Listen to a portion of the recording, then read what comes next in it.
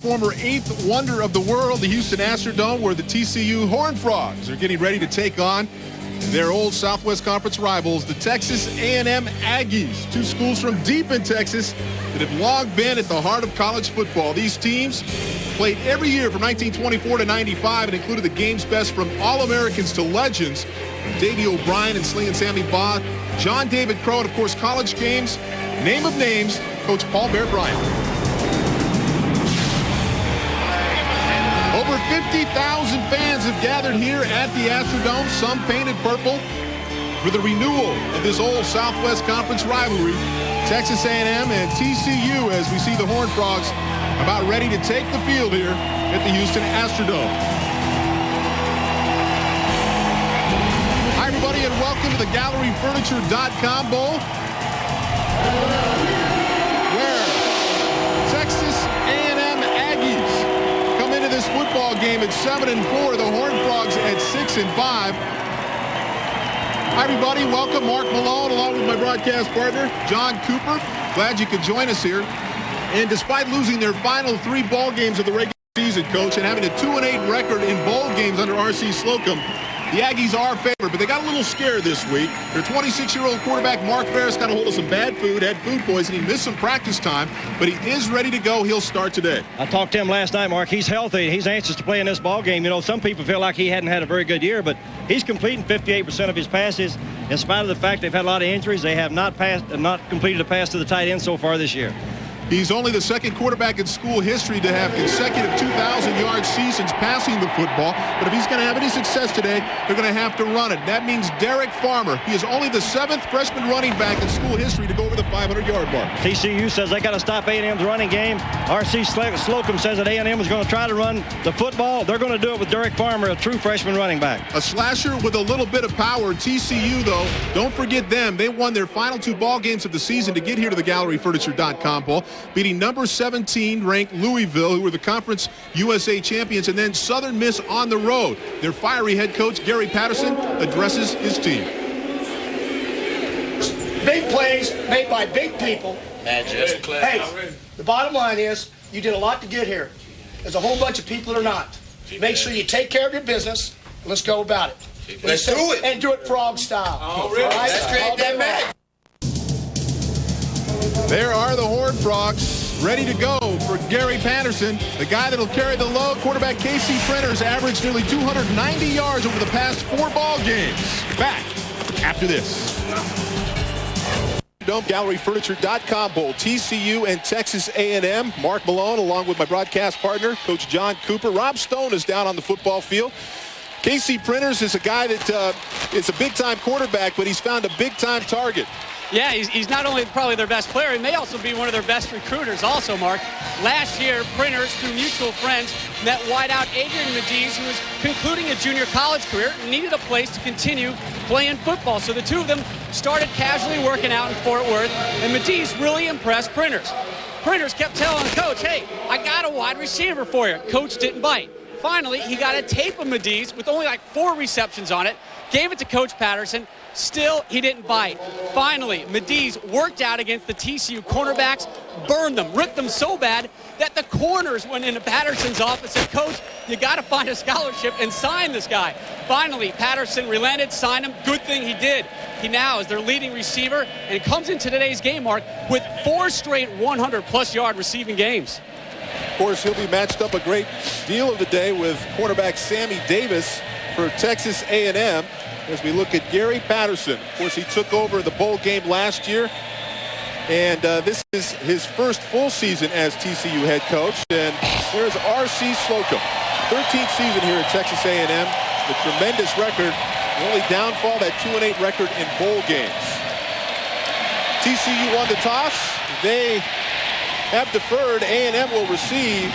Terrence Thomas take the ball and is tackled around the 25-yard line.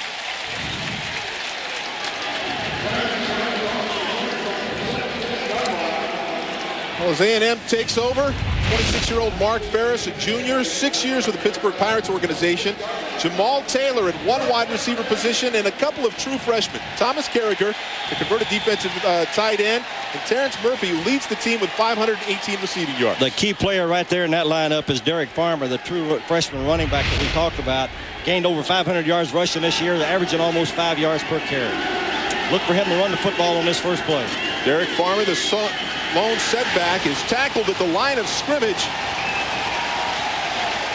-1 yard on the carry. As we take a look at the rest of the offensive and defensive lines, A&M fields 4 first-time starters, including freshman sensation Jamie Hightower at left tackle. And Seth McKinney, the second-team All-American center, academic All-American. He only needs 5 hours to graduate, Mark. Very intelligent football player. Up front for those Horned Frogs, Chad McCarty, a 5th-year senior at left defensive end, anchors a line that is accounted for 24 tackles for loss. That first play, -1 for the Aggies.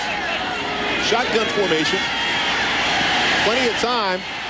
Over the middle to Joe Weber, the fullback, out of the backfield. Gain of about 8 yards. Take a look at the linebackers and defensive backs. The rest of the TCU defense, and linebacker senior Chad Bear will line up next to LaMarcus McDonald, who leads the team in sacks. We've already seen him make a tackle on the first play of the game. He has 24.5 tackles for losses so far this season. You only see the 2 linebackers. That's because they play 5 defensive backs. And, of course, that is led by redshirt freshman Marvin Goldbolt. You're going to see him blitzing an awful lot. Number 23. He'll come a lot from that strong safety position. Keith Joseph now in it, running back out of the eye, and he is tackled for a loss. LaMarcus McDonald on the play. Mark, they're going to have to find a way to block that linebacker. That happened in the Louisville game. He came free play after play after play.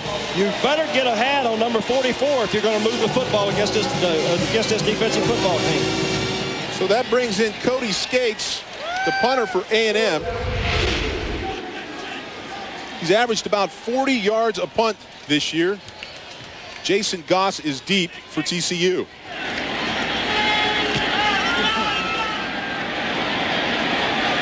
It's a nice punt. Good hang time. Goss takes it at about the 22-yard line. Is hit, breaks a couple of tackles.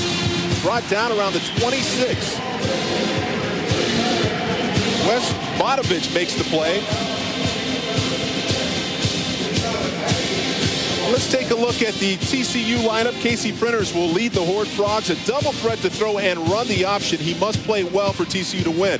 The skill positions, Ricky Madison, the featured back, LaTerrence Dunbar, and Adrian Medice have combined for over 1,300 yards and 8 touchdowns. But the wild card here, Coach, could be the tight end. The big tight end, originally signed with Texas A&M out of high school, transferred to TCU. He's played quarterback. He's played wide receiver.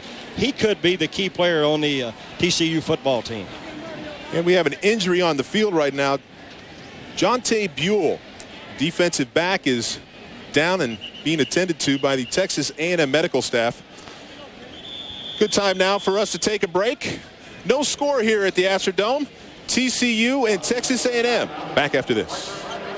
Richard.com Bowl, TCU and Texas A&M scoreless. That's Jonte Buell, Texas A&M defensive back, who was hurt on the punt return. We'll see that right here. You can see non-contact, it looks like. It's his left knee that they're working on the sideline right now. Mark, that can happen sometimes on AstroTurf. We were on the field before the ball game. Even though this is the new turf, these players have not played many games on AstroTurf, and it's going to take them a while to make the adjustment. So we hear more on Jonte Buell's injury. We'll pass it along. A nice punt by Cody Skates to the first time out. He had a punt blocked against Texas, so he got a 45-yard punt to open the ball game. So KC Printers takes over out of the I formation. Reggie Holtz and Ricky Madison with the tailback. They come out throwing right away to Adrian Medice. As we take a look at the offensive line for TCU. Gludd, Barrick at the tackles, Augenbaugh at right guard, and Powell at center. Watch that left guard, Victor Payne, number 78. He's the only senior on this offensive football team. He's a first-team Conference USA all-conference team. Squats 800 pounds. They're going to have their hands full with that Aggies front three. Peroni, Warren, and at left defensive end, Rocky Bernard. As we look at the slot right formation, 8 yards on the first down play, 2nd and 2.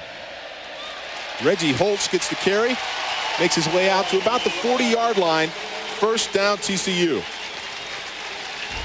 As we take a look at the rest that Aggies defense. Robertson and Gamble inside. Rodriguez and Penwright have combined for 16 sacks. They're a terror on the outside. In the secondary, freshman Byron Jones will start at left corner for Sean Weston. He's a scratch with a hyperextended knee, but the best player, clearly, Sammy Davis. Coach. Sammy Davis, the best cover man I've seen in a long time. He has 5 interceptions so far this year. He's all Big 12 conference, I think, for the second year in a row. Most valuable player on the A&M defensive football team, Sammy Davis.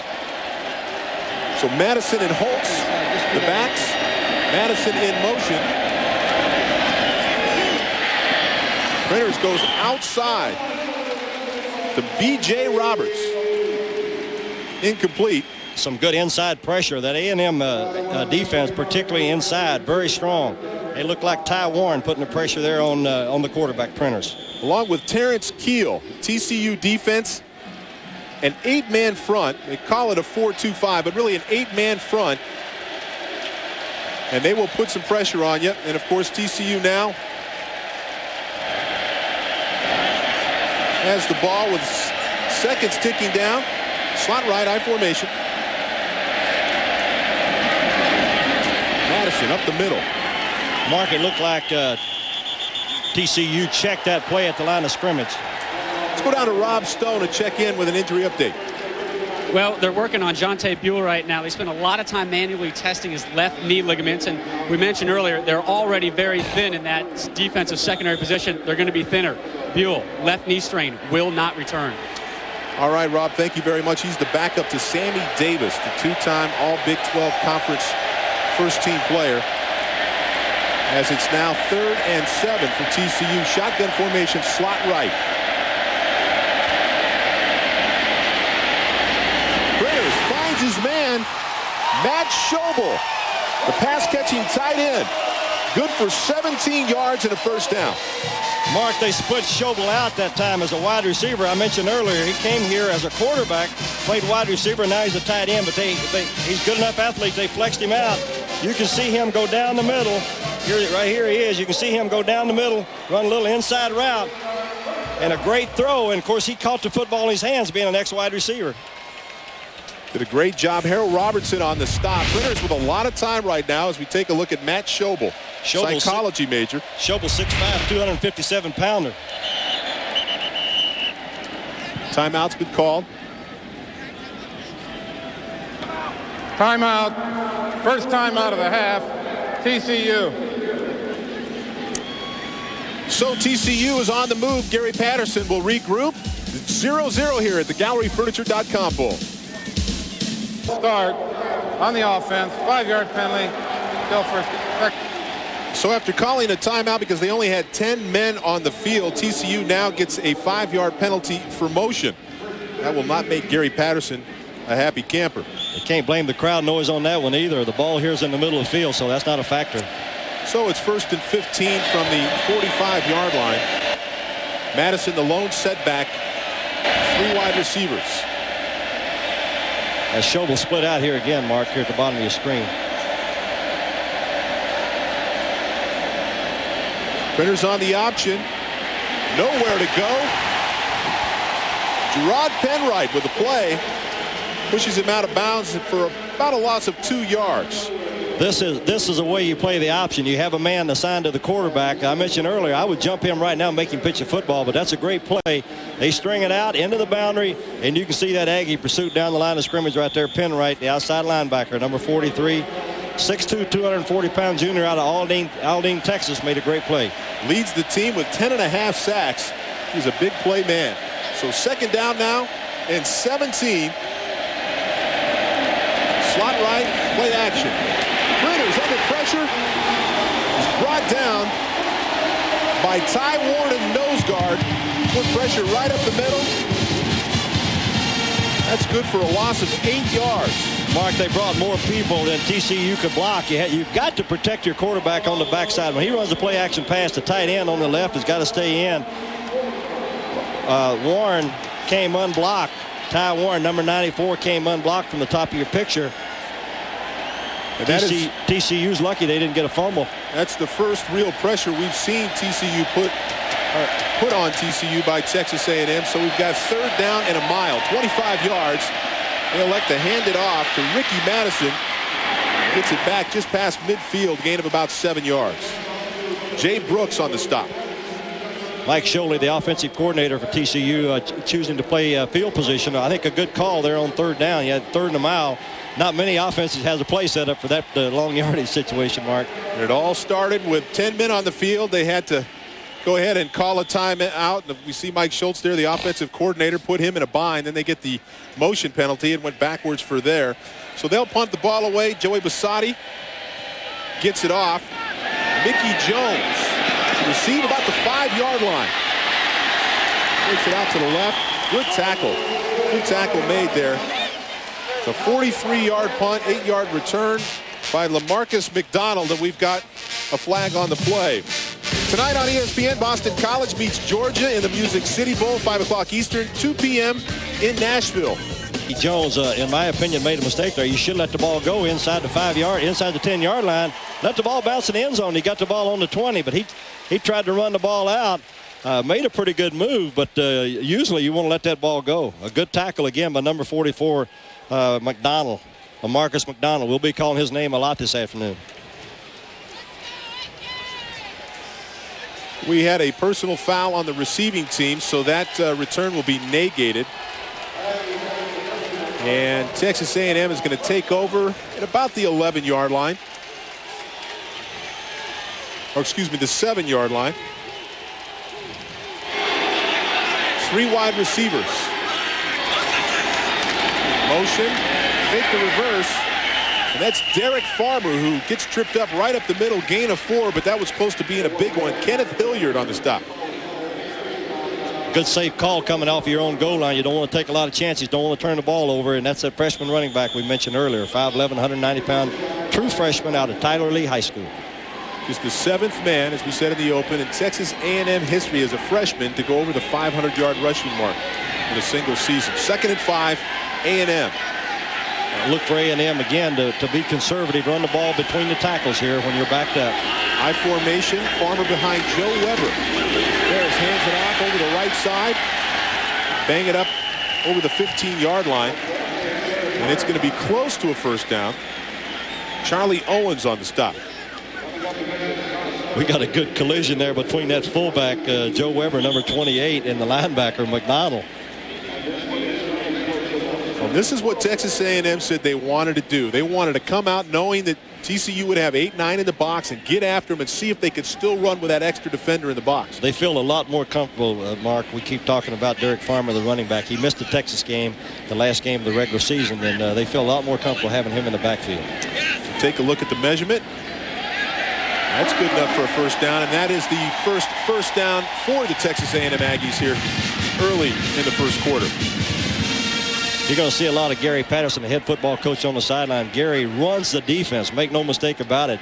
Last year, he was a defensive coordinator before he became the head coach, and they had the #1 defensive team in the country. Right now, they're ranked 10th in the country against the rush, only giving up about 93 yards. Very sound defensive football team. Gets them ready up to the line. 3 wide receiver set into the boundary left. Motion. After a fake reverse, we get the reverse. Tackle made by LaMarcus McDonald on Dwayne Goins. I don't know how he does it, but play after play after play, you're going to see McDonald penetrate and get in the backfield. He just has a knack for making big plays. Here you can see him coming unblocked up the middle.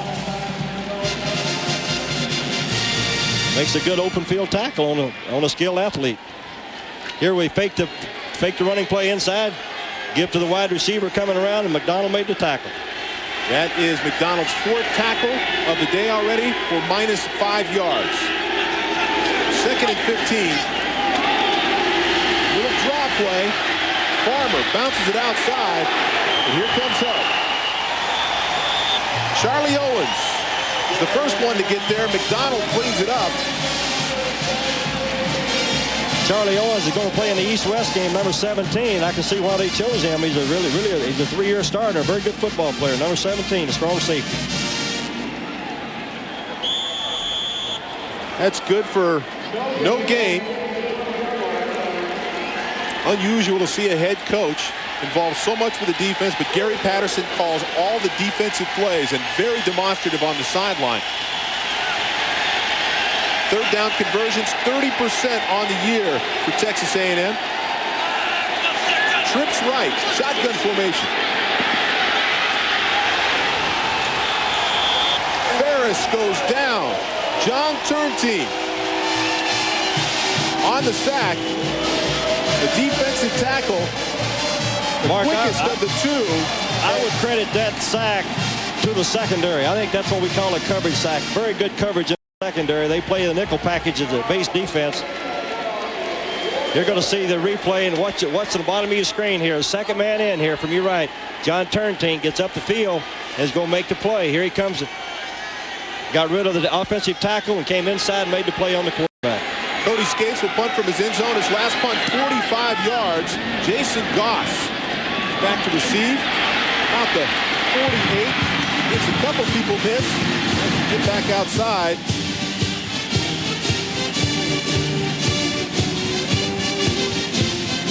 Harold Robertson on the stop. 41 yards, a yard on the return.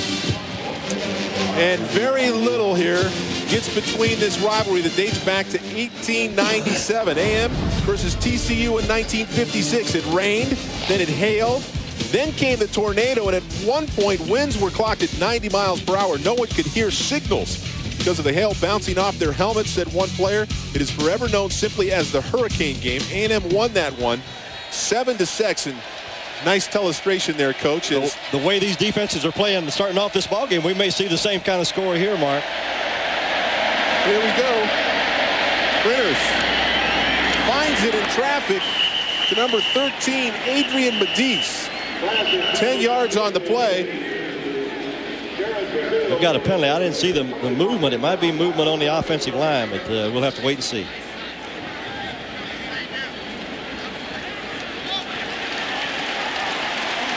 Nope. Looks like it's against the Aggies.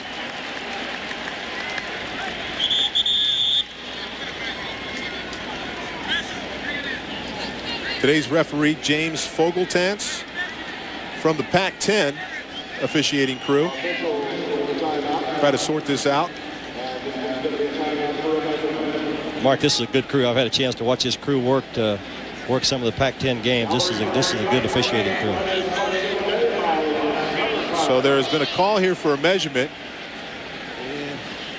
And there was a flag trying to determine whether to accept it or decline it. They're going to come up about a foot short. Now they'll decline that penalty. It was on A&M. I think A&M was offside, so obviously they gained 10 yards on the play. They will decline the penalty. That's going to make it second and about a foot then. Good time here, Mark. The ex-quarterback. Good time to go for the bomb here. On the defense, the penalty. Got a waist down, so to speak. I wouldn't be surprised to see them put the ball up here. Go deep. Try to get a big play.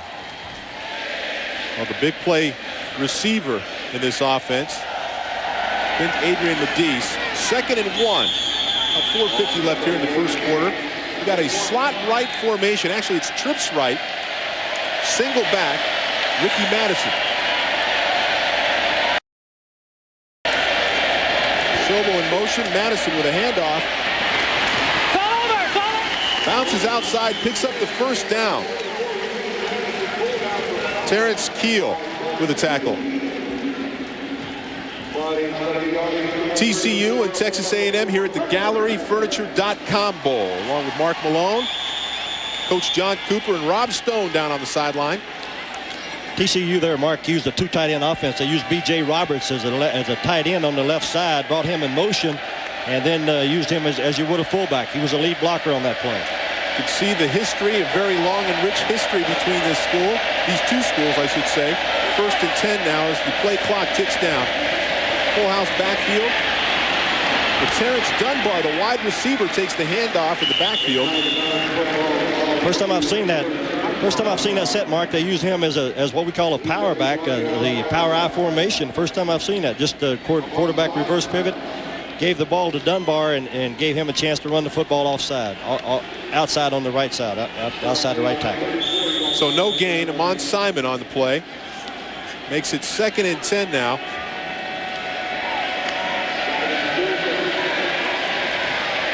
The TCU. The second drive in a row that they've moved the ball. They got themselves in trouble with a sack and some penalties on their initial drive.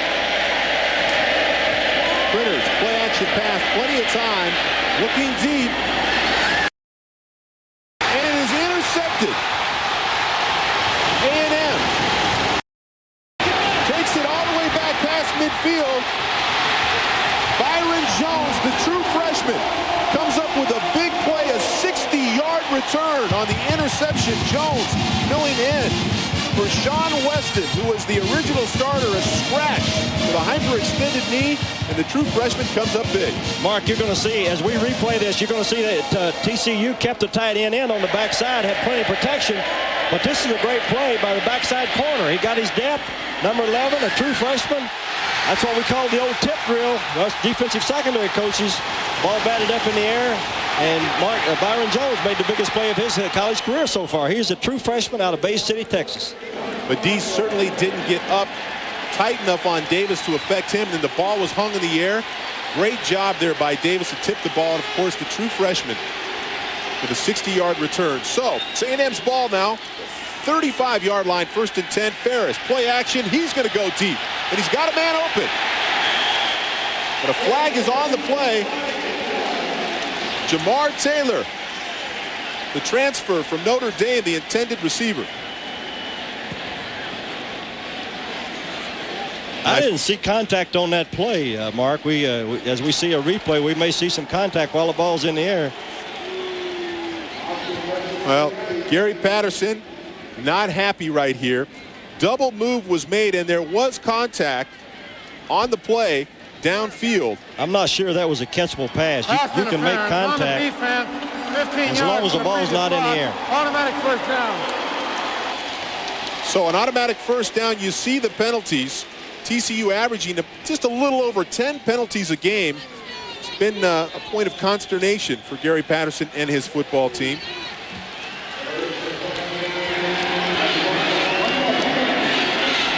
Two penalties minus 21 yards today on TCU. 1st and 10. The pitch, Derek Farmer down the right side. Mark, it's going to be hard to run the football against that TCU defense. They're blitzing almost every play, bringing those linebackers and corners up on the line. Charlie Owens, Chad Baer combined on the stop for the Horned Frogs. Gain of 2 yards on the play, bring up 2nd and 8. Take a look at this defense for TCU. 24th overall, 10th against the run, forced 15 fumbles. That's 11th in the country. They get after you. A lot of people at the line of scrimmage try to confuse you very quick. The safeties are involved with the 2 linebackers up around the line of scrimmage. 3 wide receivers. Ferris to Farmer, up the middle, breaks 1 tackle, good for about 8 yards on the carry. I can see why they like that freshman running back. Number 1, Derek Farmer, out of Tyler Lee High School. Got a lot of good moves. Gained over 500 yards rushing. As we watch a replay, watch Farmer. Ball was designed to go inside. He bounces it outside. Makes a couple guys miss him at the line of scrimmage. Picked up some valuable yardage here close to the goal line. 3rd and short. Offensive coordinator Dino Baber said, listen, they've got more people in the box than we can block. Farmer has to make somebody miss, and he did there. Full house backfield. 3rd and 1 motion. Ball handed off to Joe Weber. And he'll pick up the first down from Texas A&M inside the 10-yard line. Gain of 7 on the play. You're talking about coming off the football. Watch Seth McKinney, number 77, the center, this second-team All-American center, a finalist for the Remington Award, and the right guard, number 51, Taylor Whitney, 6'4", 305-pound junior, did a nice job coming off the ball. A&M bigger, stronger, more physical than TCU. You're going to see them run right at them, either that or play action pass here on the goal line. 1st and goal. On the 4-yard line. Again, he'll pick up a couple. It's the old-fashioned off-tackle play, Mark. You double down and kick out, the tight end and strong side tackle, double the defensive tackle, fullback kicks out. As we see it, we see a replay. Watch the tight end at the top of your screen. Block down. Number 34 is kicking out on the corner. Good run by Joe Weber. This is exactly what A&M wanted to do. They're having success now. 2nd and goal on the 3-yard line. Single receiver, out left, high formation. They're going to take a shot. Ferris deep. Bo Springfield breaks it up. Terrence Murphy, the true freshman, was the intended target. I think Ferris checked that play at the line of scrimmage. He probably been better off leaving the running play on, but he checked to the fade route here, and that's a good job of Bo Springfield, number 30. Bo's only 5'9", but he got up at the highest point, kept the wide receiver from catching the football, kept Murphy from catching the football, number 5. Ferris, generally a more accurate passer, hung that ball up. Not a good throw at all. 1st and goal on the 3. Excuse me, 3rd and goal on the 3. And finally, TCU comes up big with a stop, but we have a flag on the play.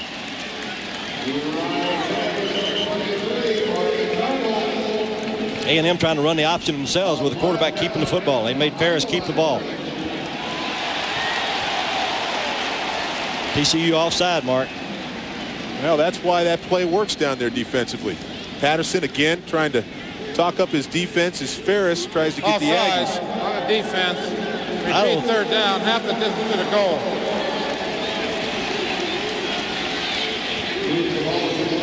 TCU cannot afford to make these kind of mistakes.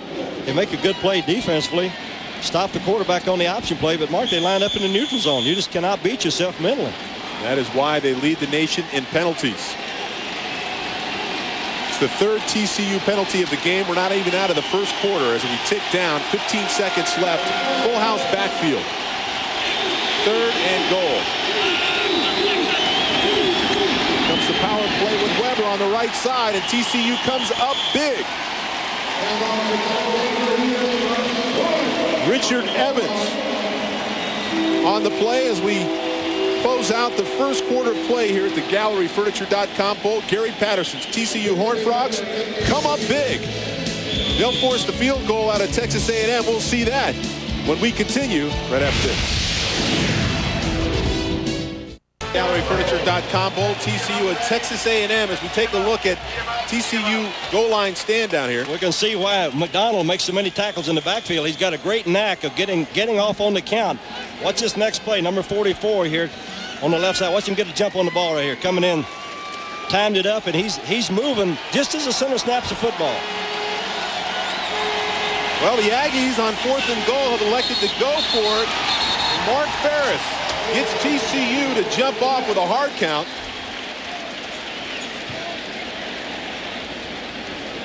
That time they tried to anticipate the count, and they jumped offside. That penalty's not going to hurt them that much. It's half distance to the goal. Contact, offsides on the defense. Half the distance to the goal. Turn sign. The quicker of the 2 defensive tackles, the man who jumped and called for the offside, half the distance to the goal line. So we've got 4th and goal just inside the 1-yard line now. And again, the Aggies going to go for it here. And Mark, when you say the quick, he is quick. John Turntine, number 49. He's 6'1", 267-pound junior. About as quick as any defensive lineman I've seen. We talked about how McDonald was timing it up. Ferris now changing up his count, drawing the offsides. They hand it off. Keith Joseph, the ball carrier, and TCU comes up big. Richard Evans, Kenneth Hilliard combine on the stop.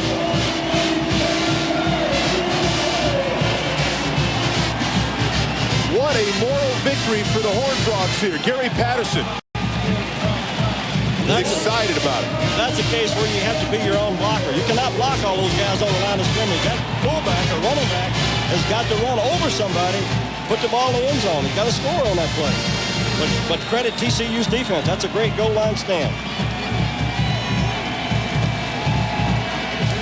There's our boy. Yep, Marcus McDonald in on the stop as well. Keith Joseph had 4 touchdowns on the season, but TCU was not letting him in the end zone that time. The key there was those defensive linebackers kept their feet going and drove the ball carrier back. They did not let him fall forward on the goal line. So they waste a long interception return. TCU takes over on their own goal line, and we have an interception. Byron Jones, the true freshman, with his 2nd interception of the game. What a play.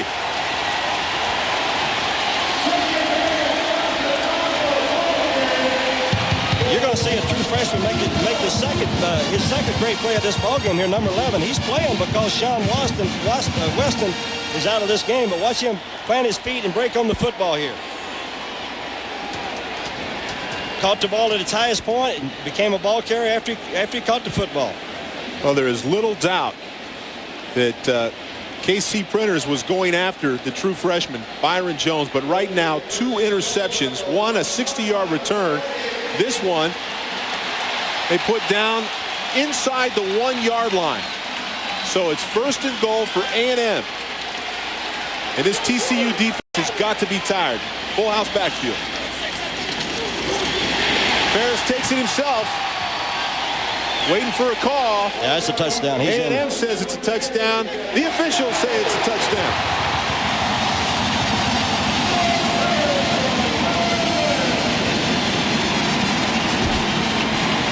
Mark, that's 2 smart football players right there. Mark Ferris, of course, the quarterback, running behind Seth McKinney. We talked about McKinney, what a great player he was. Well, he is. He was runner-up for the Remington Award that LaCharles Bentley, the center at Ohio State, wanted. But Seth McKinney was number 2 in the voting for the best center in college football. Cody Skates on for the extra point try. Almost good. And A&M cashes in on another interception from true freshman. And they lead it 7-0. Coach John Cooper, I'm Mark Malone. Rob Stone on the sideline. Texas A&M goes up 7-0 over TCU thanks to that man, Byron Jones, a true freshman who was playing and starting today because Sean Weston was a scratch with a hyperextended knee. Mark, this is a good Aggie defensive football team. Mike Hankwich has been with RC for a long time, the defensive coordinator.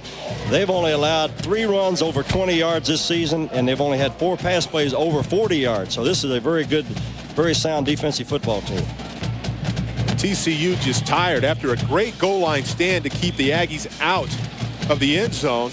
Printers, the quarterback for TCU, throws an interception on the first play. Well, those are the chances you take coming off your goal line. If you're going to, most people would line up and try to run the football, but TCU chose to come with a play action pass and threw the ball.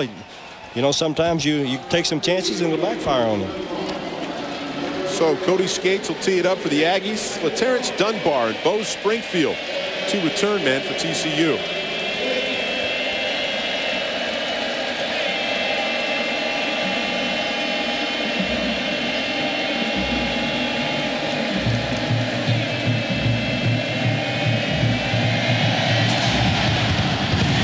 And the kick is off. Dunbar, number 3 with a turn, breaks a tackle, spins out of another one. Finally down at about 35-yard line. As we take a look and get you caught up with the action in the early part of the game, the score has been set up by a couple of interceptions by the true freshman, Byron Jones. First, the ball tipped by Sammy Davis. Jones picks it off and returns it 60 yards down the right sideline. And then, after a goal line stand, he picks off his second one and gets it down to the 1-yard line. That set up a 1-yard quarterback sneak by Mark Ferris. Only took 2 seconds on that drive, and A&M leads 7-0. So Printers with a slot left. He's had his last 2 passes intercepted. He ends it off on a quick dive to the fullback, Reggie Holtz. It's going to be tough to run the football inside, Mark, against that A&M odd look. You got the nose guard. A lot of people in college football now are playing the 4-3, but the Aggies play what we call the 50 defense, or the odd defense. Ty Warren is going to be playing on the center's nose. He's 6'4", 295-pounder. He, along with Evan Peroni and Rocky Bernard, are real anchor points in the defensive front. You can see they rank 10th nationally, only allowing 294 yards, 19 points a game. 2nd and 8. Printers back to pass. Goes outside to Dunbar, just off his fingertips. And Chris Rodriguez put good pressure on Casey Printers that time. Good pressure from the outside linebacker. Sammy Davis on coverage. And really, this kid has really, Printers, turned this football team around the last 4 games, averaging about 290 yards per game. He threw 50 times in the East Carolina University game in the second half. For over 300 yards. Pretty good hash. So he is certainly capable as we have a 3rd and 8 situation. High formation, speed option to the left. Take away the pitch. Printers turns it up for a gain of about 3 yards. Lennis Smith on the stop. They made a quarterback keep the play. That was a counter option. It's been so effective for TCU's offense. But a good job of the Aggie defense. That'll force a TCU punt. Joey Bassotti. We're going to look out for Jay Brooks here, number 21. He's very good at blocking kicks. He's blocked 5 kicks so far this year. Jay Brooks and number 21 and number 48, Terrace Keel, are the 2 players that will be coming after the punter. Mickey Jones back to receive. This is a good punt. Drives it back inside the 10. He elects to field it. Bad decision. Dunbar with a tackle inside the 5-yard line. So A&M will take over inside their own 5, leading 7-0. The Aggies with the football. They don't get the luxury of good field position this time off of an interception, although they lead 7-0. The Aggies will go 1st and 10, about the 6-yard line. Just under 13 minutes left to play here in the first half.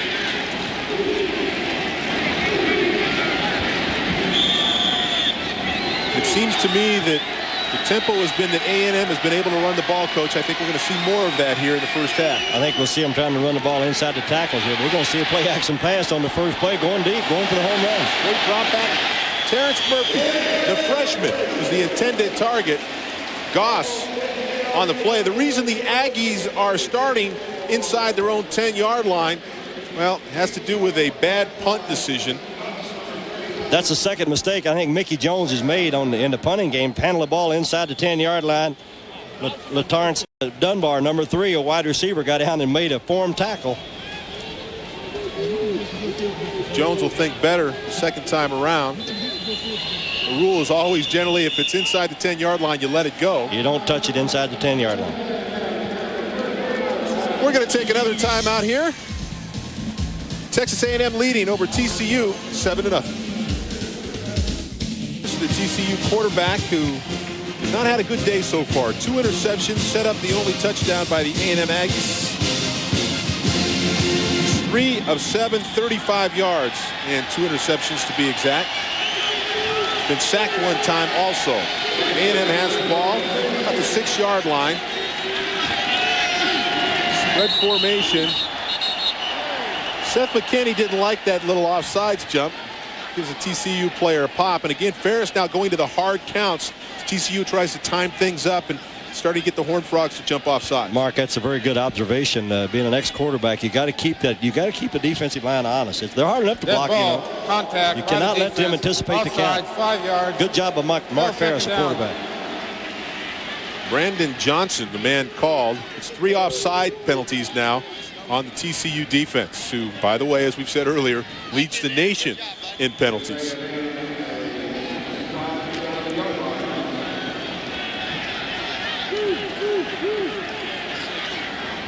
So, 2nd down and 5. 3 wide receivers. Offset eye.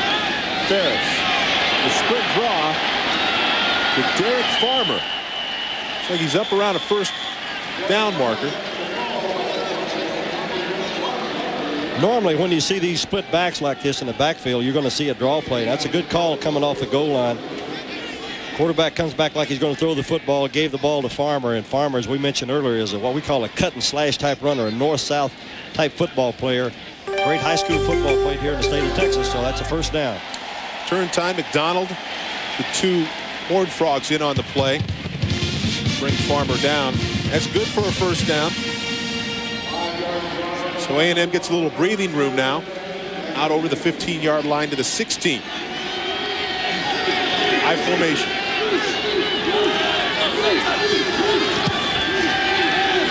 Ferris looking. Can't hold the ball that long. Joe Hill with the sack. the second TCU sack on the day. And again, Ferris just holding the ball, staring down the receiver, -6 on the play. That's a good point. That was good protection. Joe Hill would not be denied, though. Number 25, he's a backup outside linebacker, 6'3", 238-pound senior. They really put pressure on the quarterback. Good coverage in the secondary, though, by the left cornerback. That's 2 times we've seen A&M try to go for the bomb coming off the goal line. 4 wide receivers now as Ferris moves to the shotgun. Little shovel pass to Farmer inside. Back to the original line of scrimmage. Gain of about 9 yards. Maybe a pickup of 1. Turn time on the stop. Mark, that's a good call by Dino Babers, the offensive coordinator. Just a draw play. The quarterback goes back like he's going to throw the football, pitches the ball forward to Farmer. You got the ball in a good running back's hands here in the open field. Good call. Good conservative call. If that ball is fumbled, it's an incomplete. That's Dino Babers we saw there. First year offensive coordinator last year was at the University of Arizona for Coach Dick Tomey. 3rd down. And about 7 yards. Play clock ticking down. A&M could be one of 2 penalties here. Either delay of game or illegal motion. Jamie Hightower was moving the left tackle. One of those freshman mistakes, Mark. A&M has 4 true freshmen starting on this offensive football team, including the left tackle, Jamie Hightower. Here we are on the left side. You can see him move. He steps back in his stance there before the ball snapped. Again, I think John Turntine calls that penalty. He is so quick. Those offensive linemen are trying to anticipate the count themselves. Second penalty for A&M. Hightower, a guy who's playing as a true freshman. They say he will be a big-time NFL player if he stays healthy through his career. 4 wide receivers now for Texas A&M. Trips right. Shotgun formation.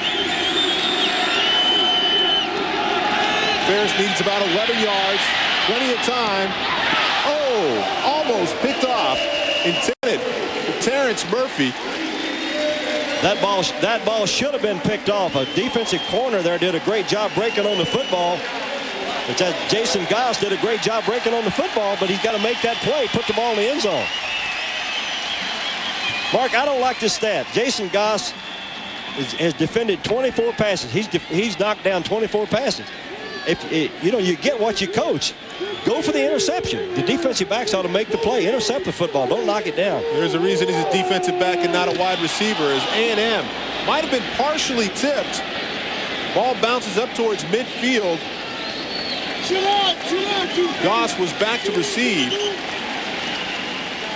But TCU may, in fact, have got a tip on the ball. The punt about 38 yards.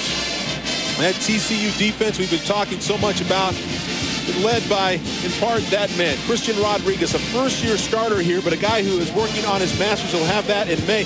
Interesting story. His father abandoned him and his mother when he was about 6 years old, and then, or 6 months old. When he was about 12, his mother was put in prison for selling drugs. Yet he finished in the top 5% of his high school. Was 3-time class president.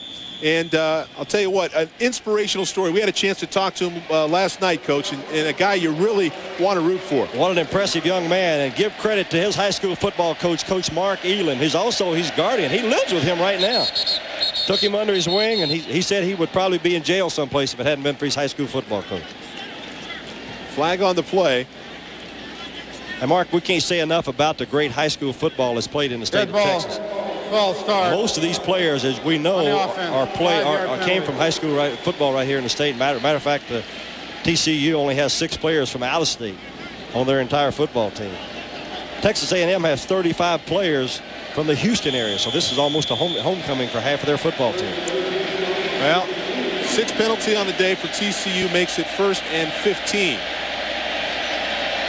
Schobel in motion, slot right. There's the pitch on the option. It's bad. Terrence Dunbar does a great job of making the recover. Christian Rodriguez in on the play. That's a loss of 20 yards. for TCU. And coaches, back to what you were talking about, you got to take Printers away and hit him in the mouth when he runs the option. That's exactly what R.C. Slocum said they were going to do. They're going to try to make him handle the football. You can see here they slow play, what we call slow play. They hit the quarterback, make him pitch the ball. Rodriguez, as we talked about earlier, made a great play. TCU was very fortunate to get back on that ball. Nothing going well now. 2nd and 34 now for the Horned Frogs. Little drop play. Ricky Madison takes it out to the right side. Let's go down to Rob Stone with more on Christian Rodriguez. Well, Mark, we're with Mark Elam, who took in Christian when he was entering his junior year in high school, and since then you've been his legal guardian. And when you brought Christian in, it wasn't my way or the highway. You told him it's my way or my way. How did he respond to that? Oh, real well. You know, Christian had been bounced around a little bit and just needed a place to call home, and we want to give him that. I want to be sure he knew it was a commitment from us and him too. So he took it like that and never gave a bit of trouble to us, and we're proud of him. He might as well be your son right now, right? Well, I think of him that way. I'm just proud to see him the last 5 or 6 years and see what he's done. I'm real proud of what he's accomplished. Hey, guys, we were watching that last play on the Jumbotron. Rodriguez, big pop. Coach is cheering for him hard. As well he should, Rob. Thank you very much. On 3rd and 27, Printers again having trouble. Marcus Jasmine in on the play. And that'll bring up a 4th down for the Horned Frogs. One other thing we might add about Rodriguez is he's already graduated. Going to get his master's degree. Even though he's of age, when he gets some time off from school, he goes back and spends it at home with Mark Elam. He calls that home now. Basadi's had 2 punts. His last one 52 yards. This one end over end takes a good bounce. Mickey Jones picks it up. Gets a couple of yards before he's brought down around the 30-yard line. So TCU will try to regroup. The Aggies take over. It's 7-0 Texas A&M. Bowl from Houston, Texas, the Astrodome. Mark Malone along with Coach John Cooper and Rob Stone on the sideline. The Aggies lead 7-0. Just under 8 minutes to play here in the 2nd quarter. Right now it's been all Aggies defense. R.C. Slocum's offensive football team hits the field. They take over at the 31-yard line. A little surprised, Mark. I thought we would see A&M try to run the football a little more than they have. Farmer's carried the ball 8 times for 33 yards here so far in the game. Even numbers offensively for both teams. Farmer carries it off the left side. Pounds away for about 3 yards. Richard Evans on the play.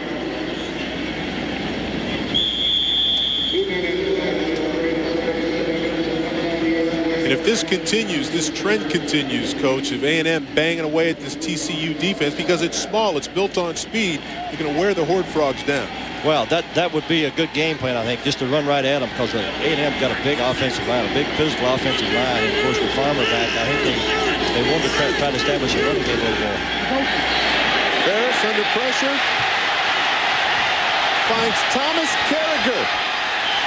It's the first catch of his career. He's a former defensive end, a freshman that was converted over to tight end because the team had lost all 4 scholarship tight ends to injury this year. That's the first catch in, 6 starts for this young man. Mark, how come they don't throw to the tight end? I mean, the guy looked like a good athlete on that play. You're talking about getting your football team fired up, the offensive team, and even the players on the sideline were real excited. As we see a replay, he was wide open. TCU completely ignored him because he hadn't caught a pass so far this year.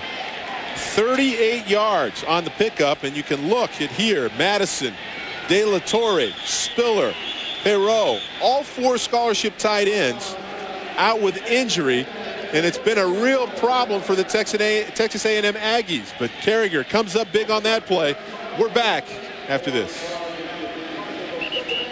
Thomas Carragher, tight end for the Aggies, his first reception as a Division I football player, and we're here with one of, his tight end coaches, if you will, Michael De La Torre, one of the 4 Aggie scholarship tight ends who are no longer playing this year. Herniated disc, you had to retire. I saw you coaching Mr. Carragher that first series in this game. What were you telling him? Well, he did his right assignment technically. He thought this guy was going to do something which he didn't do, and he let somebody run through on the backside and make a tackle. And I just told him he needs to follow through his assignment and not assume that somebody's going to do something. Hey, do you ever think he'd make a reception? Well, I hope so. You know, I knew he was going to be open. I mean, he'd been open the last couple games. And I told him, you know, if Mark wants to throw it to you, he'll throw it to you. And nobody was guarding him. So. Hey, real quick, tell us quickly what you said when you found out he was the starting tight end for A&M. Hey, you know. Yeah, enough said. Like that. Thanks, man. All right, Rob, thank you very much. 3 yards on that carry by Farmer. And R.C. Slocum told us he may throw the ball to Carragher, but he was just afraid he might pop it when he got it into his hands, Coach. 2nd and 7, I formation, slot right. Play action. Ferris looking deep to Murphy again. Into double coverage and overthrown. Again, Mark, that ball should have been intercepted. A cornerback there should get up and make that play. Charlie Owens, Jason Goss, both on the play. Got double coverage. A&M came with 3 wideouts on that play. They took the tight end out and put Greg Porter, number 44. He's 6'5", 230-pounder. Coach Babers told us they would play him some at the tight end position, but when he was in the ball game, they were going to throw the football. They were not going to run the ball with him at that position. Well, they call him Slovacek, like Jay Novacek. Got great hands, but not a very fast player. 3 wide receivers, and then 1 for 5 in third down conversions. This little dump screen to Farmer, who slips a tackle and is taken down near the 1st-yard marker. He might have it. Bobby Pollard on the tackle.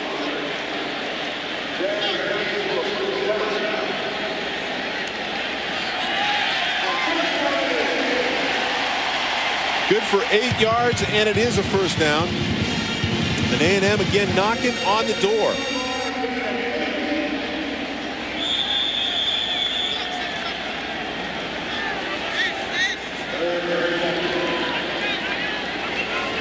A&M doing a lot of substituting offensively. Got the tight end back in the ball game here. One back set, Derek Farmer, the true freshman. Slot right. Here comes TCU again, trying to time the blitz, but they're caught for an offside. Chad Bear looked to be the culprit. 4th offsides of the day. Trying to get a jump on the ball. They're trying to time it up. And again, a good job by the quarterback using a hard count. Offsides on the defense. That's a good way to get a 5-yard gain, Mark, down in the red zone. Well, it's a good way to slow that TCU defense down a little bit as well. That's a good point. You got to slow them down. You cannot let the defense anticipate the count. They're averaging TCU a little over 10 penalties per game. They've already committed 7 for 37 yards, and we're not through the first half yet. Gary Patterson cannot be happy. 1st and 5 now. Slot right, lone setback Farmer. Farmer takes it off the right tackle. And he picks up about 4, maybe 5 yards close to the first down. McDonald on the play, and that was a touchdown-saving tackle. A little misdirection play here. They bring the wing back around and faked the reverse and gave the ball to Farmer on a quick-hitting play. As we can see here, time it up, give the ball to the back, and the wide receiver comes around to hold the outside linebacker. It's the 7th tackle on the day for McDonald. You can see if he didn't get there, Farmer was in the end zone. He would have walked in. I can see why A&M's coaches, R.C. Slocum and his coaches, like Derek Farmer, this true freshman running back out of Tyler. Oh, that one's just a couple of inches shy. That's about 1 3/4 inches of change short of a first down.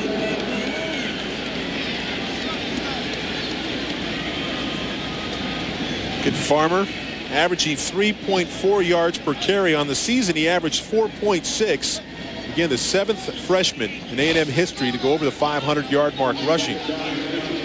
And I'm sure he'll probably be the guy that carries the ball on this 2nd and inches down here inside the 10-yard line for R.C. Slocum. Either that or go ahead and run the quarterback sneak and get the first down. Ferris scored the Aggies' only touchdown on a sneak inside the 1-yard line. A&M spreads them out. Trips left, slot left, single back. Farmer. Same play to the left side. Farmer picks up the first down. Tyrone Sanders, again, out there on an island by himself, is able to bring Farmer down. Good for 4 yards on the carry. Farmer lined up about 6 yards deep in the backfield, gets a good running start. That's almost what we call the old dive play. Give the ball to the back and let him hit the ball straight ahead and bounce it outside. But if the tackle comes inside, which he did on that play, then a good running back uses his eyes, uses his vision, and bounce the ball outside. So the Aggies, first and goal now from the 5-yard line. They tighten up the formation, double tight, one wide out to the right, I formation. And a pitch to Farmer. He puts it on the ground. TCU picks it up. It's Charlie Owens down the left sideline. Touchdown. And he's managed to keep his feet in bounds. 10-5 touchdown. TCU, 89 yards on the return.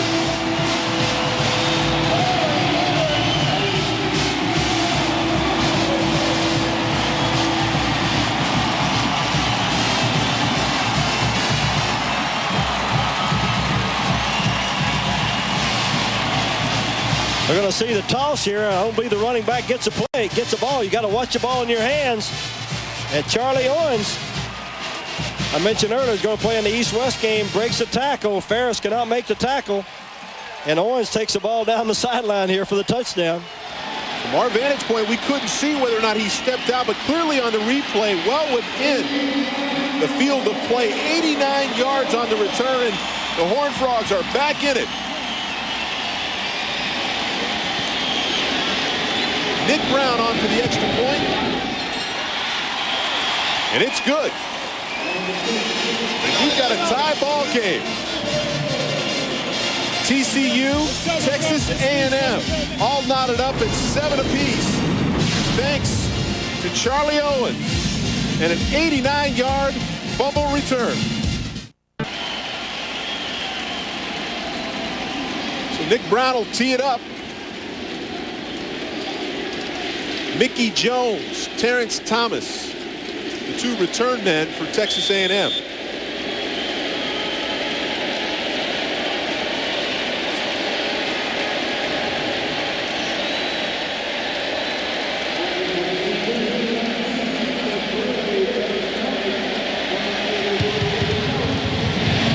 Brown gets a high kickoff down to about the 6-yard line. Thomas picks it up, got some room down the right sideline. Let's go down the field to Rob Stone.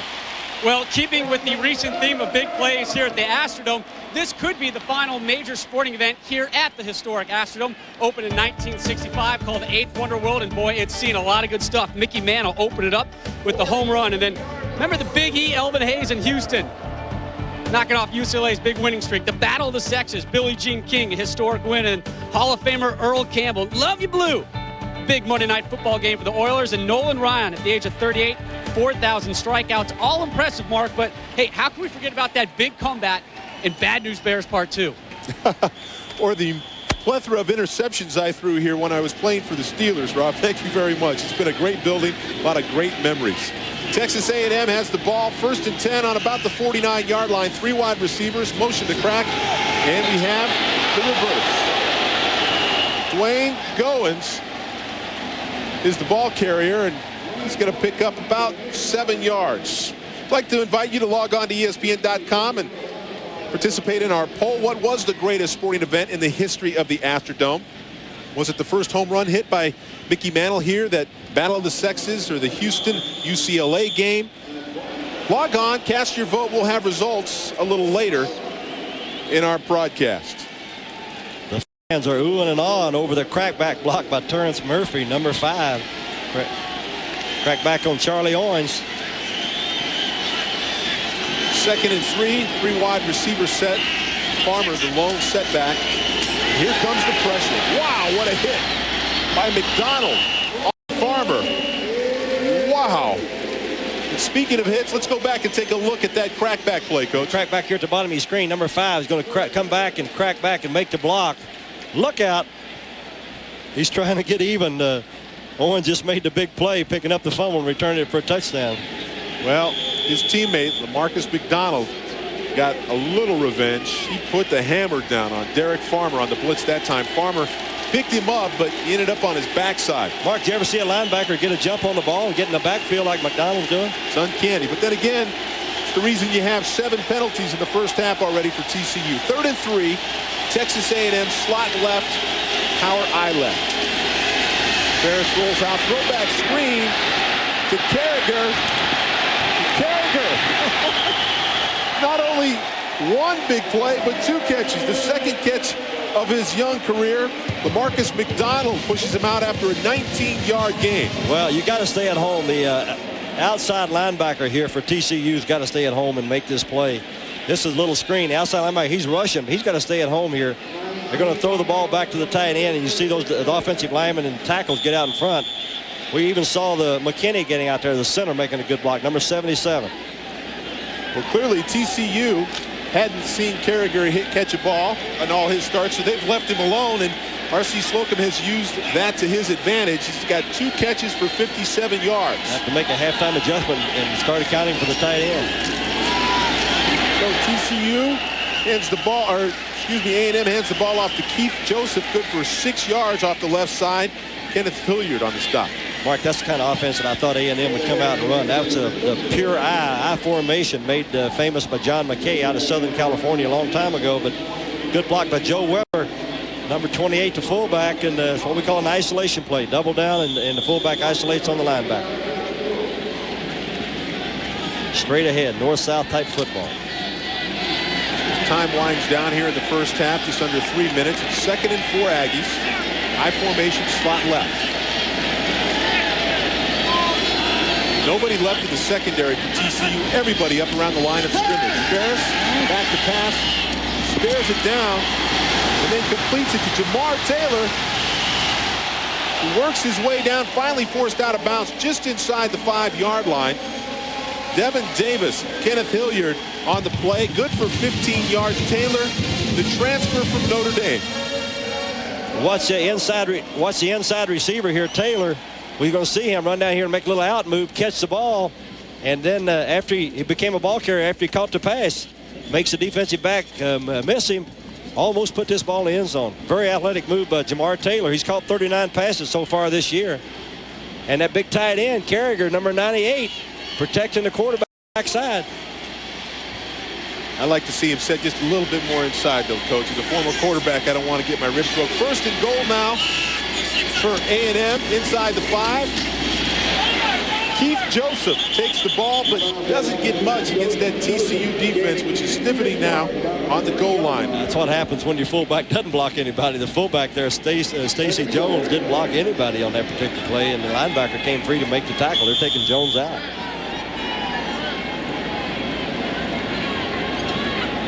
The Horned Frogs have already put up one big-time goal line stand early in this football game to turn Texas A&M away.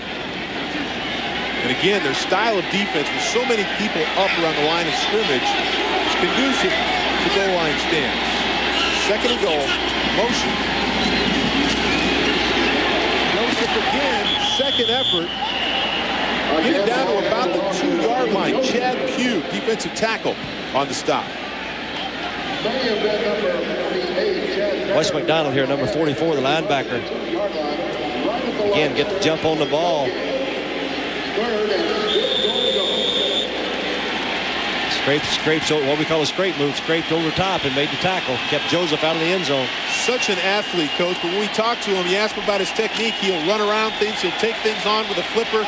He's kind of a freelance artist. He makes a lot of big plays, but sometimes he can give up a big play. That's a good point. Full house backfield, motion, 3rd and goal. Finally, Joe Weber carries the ball in for the Aggies. A 2-yard touchdown for Weber, who, by the way, led this football team in rushing touchdowns with 6 on the year. Mark, a good football team has got to answer. A&M could have very easily folded their 10 after Owens picked the ball up and ran it back to the touchdown, but they came back and answered. That was a nice drive. A good series by the A&M offensive football team. So, there's Halftime winds down. A&M will look to make it a 7-point lead. Cody skates. The extra point, and it's good. We take a look at touchdown again from down low, Coach. This is power football. It's double down and kick out. Just run off tackle. The tight end and tackle blocked down on the defensive end. The fullback kicked out on the outside linebacker. And Joe Weber, 6'3", 230-pound sophomore, put the ball in the end zone. One of the few players on this football team that's not from Texas. He's from San Bernardino, California. Just a reminder, coming up, College Game Day at the Half Report. Chris Fowler, Terry Bowden, and Rodney Gilmore. They'll get you up to date on the Maryland running back, Bruce Perry. We'll update his injury, the Music City Bowl preview, and news on Nick Saban. Will he stay or will he leave? All that and more on the College Game Day Halftime Report.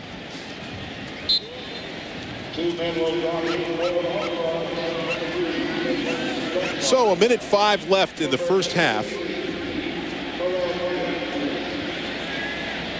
And we'll see if TCU, Casey Printers, their big play quarterback who struggled in the first half, can muster up some points here before we go to the break. Taryn Williams, the Terrence Dunbar back to receive for the Horned Frogs. Skates, sends this back deep into the end zone, touchback.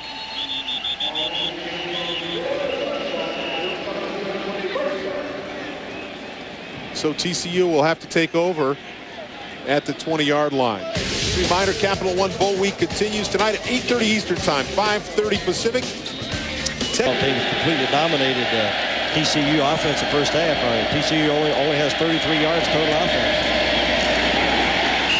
Ricky Madison will not add to that. And it looks like TCU is resigned to go ahead and run the clock out here in the first half. Harold Robertson. I think I agree with that move right there, Mark. I think I would go ahead and get out of here if I was Coach Patterson and try to regroup at halftime. We mentioned the fact that they're a double threat. Certainly Printers is, but so far minus 17 yards on the option. It's been a very anemic output. A lot of mistakes. 2 interceptions by Printers. He's been sacked. And now we have 2 wide receivers slot left. And again, the dive handoff to the fullback up the middle. Reggie Holtz picks up about 1 yard. I think if I was A&M, I might take a timeout here and force them to punt the football. This is only 3rd down, but I think A&M has 2 timeouts left. They're going to let the clock run out, though. Well, they find themselves just down a touchdown, which probably isn't too bad. They're right in this football game, and we're going to have a heck of a second half. But now R.C. Slocum and Texas A&M decides they'll have a timeout with about 2 seconds left on the clock. They waited too long to take timeout. I think we have 6 seconds left here in the first half. And they're not going to be able to keep A&M from running out the clock. RC's a little upset. Why did we wait so long to take a timeout? Well, certainly there's a possibility of blocking a punt if they decide to do that. But you got somebody like Jay Brooks who's blocked 5 punts already this year. I would have taken a time out there a lot earlier and forced A&M or forced TCU to have to punt the football. Well, R.C. Slocum, he has never had a losing season in 13 seasons at Texas A&M. 2-8 in bowl games, however. Winningest coach in Southwest Conference history. There's Byron Jones, the true freshman, who has been the story of the first half so far. 2 interceptions, filling in for Sean Weston, who was a scratch because of the hyperextended knee. That was a tip by Sammy Davis. And Jones returned it 60 yards. Then on the first play back, it's Jones again who picks off another ball and gets it down to inside the 1-yard line. Mark Ferris put that one in on a quarterback sneak for the first score as time ticks away in the first half. We've got 14-17 Texas A&M lead. Send it back to the studio now in Chris Fowler. All right, Mark. Welcome back to Houston, Texas, in the GalleryFurniture.com Bowl, where the Texas A&M Aggies are up 14-7 against the TCU Horned Frogs. That is TCU head coach Gary Patterson, who gathered his team together before halftime and chewed their rear ends out Our own Rob Stone is standing by with the head coach. I can imagine it was probably pretty heated at halftime, Rob. Yeah, in the locker room as well. Coach Patterson very animated at the end of that first half. What was the message you said to your team? Well, it's only 14-7. I mean, we've had some turnovers and we've missed some tackles and we've won a couple assignments on defense, but we're in this ball game. We got a whole half left. I told them that's what we came here for, what we worked all year for. This game's not over. We haven't lost yet. Come out and play a great second half. We got to make some plays. Offense has got to be able to move the football. Coach, thanks for your time. One quick note, guys. Confidence, obviously an issue. QB Casey Printers yelled at by offensive coordinator Mike Schultz as he exited the locker room, said, "You're the man, Casey. Go get him right now." All right, Rob, and your impressions, Coach. Really, it's been a game of turnovers, and Printers hasn't played well. We said he needed to play well for TCU to have a chance. Casey Printers has got to, if they have a chance to win a football game, he's got to win the game. He's got to get the ball to those wide receivers. They're not going to run the football against A&M. They got to throw the football in the second half. Only 3 first downs in the first half for TCU. A&M kicking off.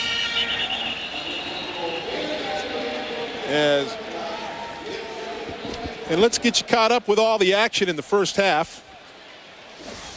And it was all Texas A&M defense from the top. Rookie Byron Jones, a true freshman, picked off that deep ball, then returned it 60 yards. He's had 2 interceptions.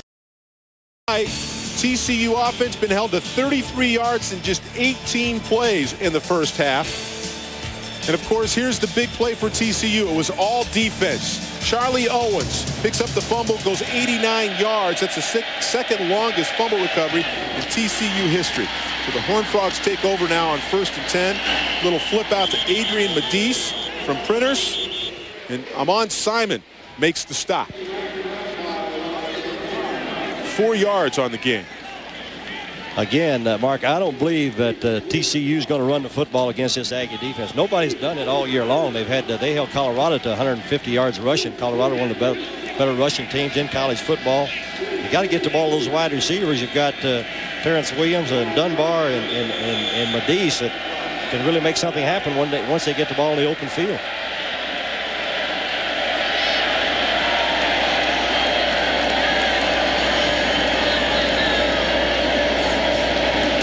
Printers hands the ball off to Ricky Madison.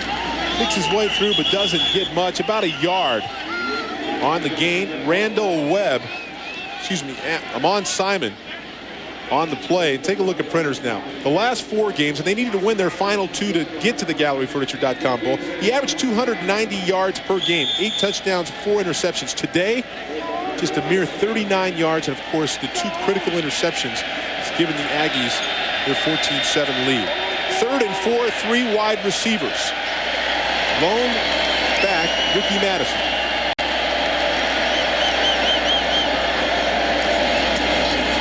Printers, 3-step drop. Sticks it in there. Adrian Medice hauls it in. Good for 13 yards and a first down for TCU. Medice just ran what we call a choice route. Go down and get open. He faked like he was going deep. He curled back inside, caught the ball in his hands, found the open zone, caught the ball in his hands, and got a critical first down. Strong safety Terrence Heel on the stop. Somebody, Mark, for TCU's got to make a big play. They're not going to beat the A&M throwing those short passes. Somebody's got to make a big play. Either break a tackle, run for a touchdown, or catch a long pass. But it is giving Printers confidence, and he had a horrible first half. 3 wide receivers. Printers back again. That one caught by Terran Williams on the catch, 14 yards. That's his first catch of the game. Again, he faked like he was going deep. A real good move.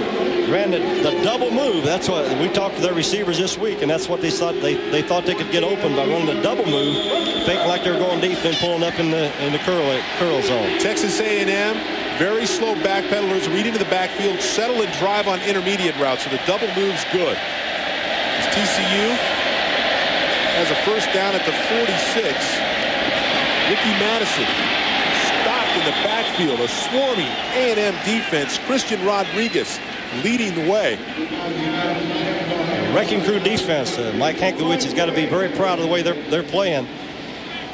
As I mentioned earlier, they've only allowed 3 runs of over 20 yards so far this year. That's a remarkable stat when you played 11 football games already in the Big 12 Conference. -2 on that play, makes it 2nd and 12 now. TCU. Madison, the lone setback.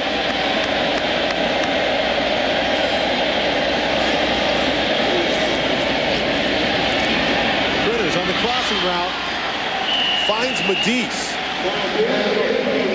Only good for about 2 yards because Wes Bodovich, who is the backup safety, strong safety, weak safety, and their nickel man, was right there and made the stop.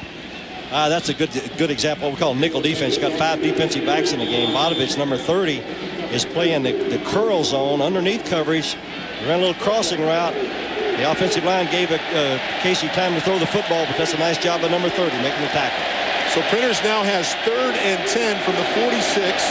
They are 2 of 6 on 3rd down conversions today. Comes a rush. Blitz is on. Printers off his back foot, lays it up. Intercepted. A&M. That is the 3rd interception by Byron Jones, the true freshman. What a game he is having here today. That's just a matter right there, Mark, of Byron Jones wanting to make the play. Number 11, again, a true freshman out of Bay City. The quarterback is going to get hit here just as he delivers the ball. They're bringing the blitz. Prentice throws the ball off his back foot. Didn't get much on it. Laid the ball up. But the wide receiver, if you don't make the play, you've got to keep the other guy from making the play. So Medice has got to get up there and be a defensive back, and that should have been an incomplete pass. Jay Brooks was the guy who put the hit on Printers. But again, I agree with you, Coach. You've got to be able to make that play. So A&M will take over. We've got a penalty flag on the first down.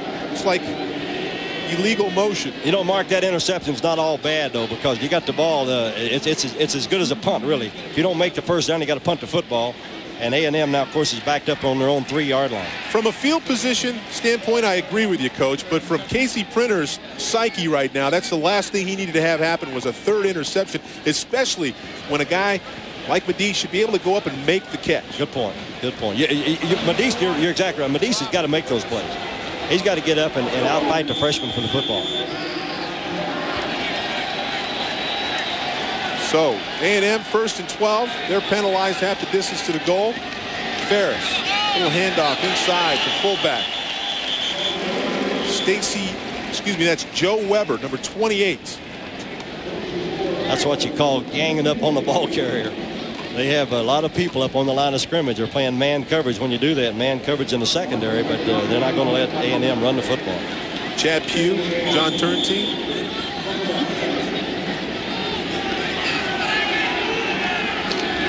There's Medice there trying to convince his quarterback that he needs to come back to him, probably apologizing, trying to talk Printers back up. They need him to play well if they're going to have a chance here in the second half. 2nd and 11. And again, a penalty flag.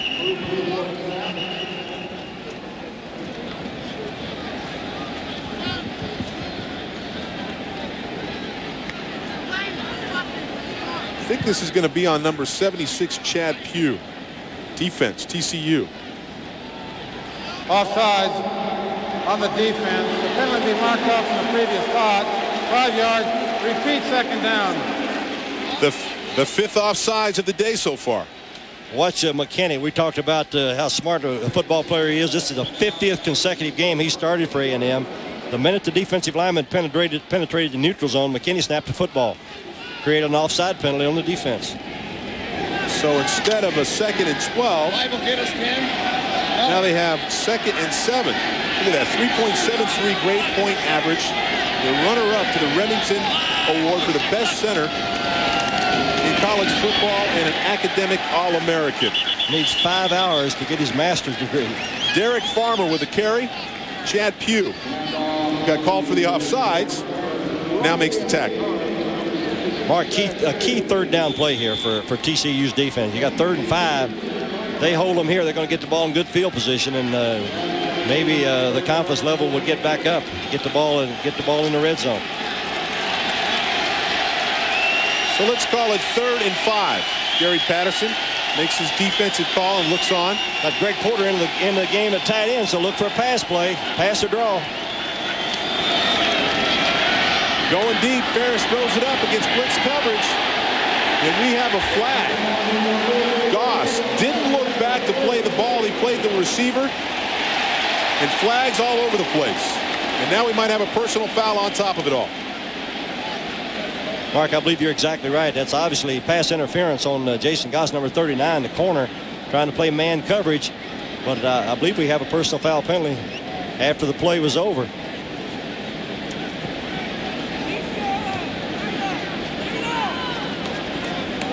That's Goss, who will no doubt be the first part of this penalty. The officials trying to sort out exactly what the second penalty is. James Fogeltans, our referee today from a Pac-10 officiating crew.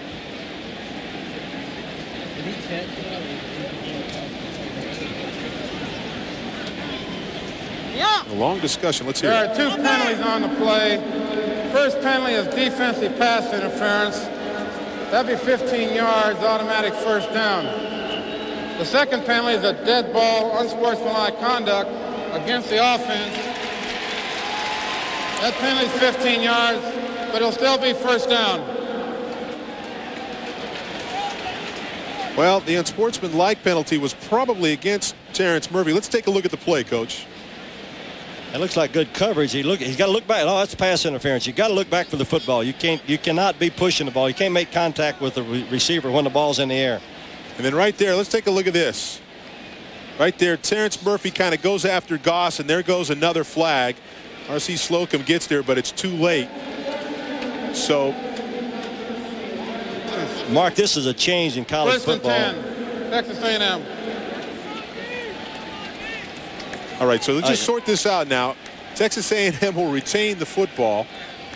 It'll be first down and 10 as the officials now determine where the ball will be spotted after first the pass interference and then the unsportsmanlike the change this year is now it's first and 10. Last year would have been first and 20. Okay, so they've spotted it at the 13-yard line. It'll be first and 10 Aggies. And they set up in a passing formation. 4 wide receivers shotgun. A lot of people at the line of scrimmage, and here comes the blitz. Little shovel pass, incomplete. TCU saying they have the ball, but that's not a fumble. That is a pass. The ball's dropped. It's an incomplete pass. Good call, Mark. That's exactly right. Now, if that ball would have been a draw play, had the ball handed backwards, it's a fumble. But when you pitch the ball forward, it's a pass. It's an incomplete pass. That's a good call by the referee. You can see it right there. Chad Bear all over that play, diagnosed it. So that makes it 2nd and 22 now. Still got Greg Porter lined up at tight end, so look for another pass play. Shotgun. That's a draw. Draw inside. And that is Joe Weber, the fullback. 17 yards on the play, and that'll be a first down. Texas A&M, a big play to get them out of the hole. A little surprised that TCU didn't recognize that offensive formation. They had Greg Porter split out at the tight end position. Split backs. He got split backs. A good formation to run the draw play. Watch McDonald here, the linebacker. Should have made this tackle. He guessed and anticipated that the back was going to go to his left, and he cut back against the grain. The safety had to make the tackle. Well, that was the longest rush for either team today, 17 yards. That brings up a first and 10. Ferris, the sprint draw to Farmer. TCU penetration. Chad Pugh, the first one to get there. It's his 4th tackle on the day, -2 on the play. Good play by Chad Pugh. Chad Pugh, he plays what we call a 2 technique. He lines up on the outside shoulder of the offensive guard. 6'3", 277-pound sophomore. Seth McKinney, when we talked to him about Pugh, he said he's a big, strong guy, a bull rusher. And he has been a factor today. 2nd and 12. Shotgun formation. Again, they go back to the draw. Again, It's Joe Weber. Nathan Roach on the play, gain of 8 yards. The linebackers, you got to stay at home and help out. You don't want that big fullback taking on your safety too many times like that in the open field. Well, again, now it looks like Texas A&M is using all of this aggressiveness, all this blitzing, getting after the passer against the Horned Frogs and starting to run the draws and the misdirection play. It looks like TCU's defense is getting a little tired of me. They're not flying around here in this part of the ballgame like they did early in the game. 3rd and 5. Ferris over the middle. That would be Porter. Greg Porter, the tight end. Kenneth Hilliard, number 2, makes the stop right along the first down marker. It's going to depend on the spot here.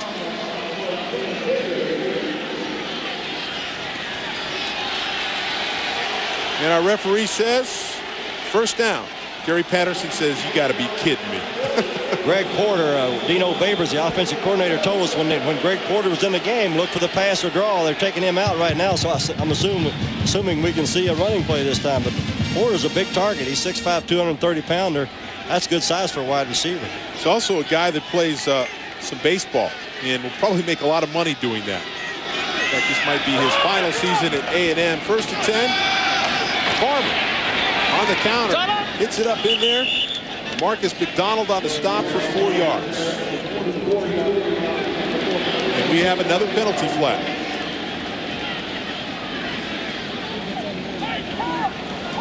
Dead ball, personal foul on the defense, 15 yards, automatic first down.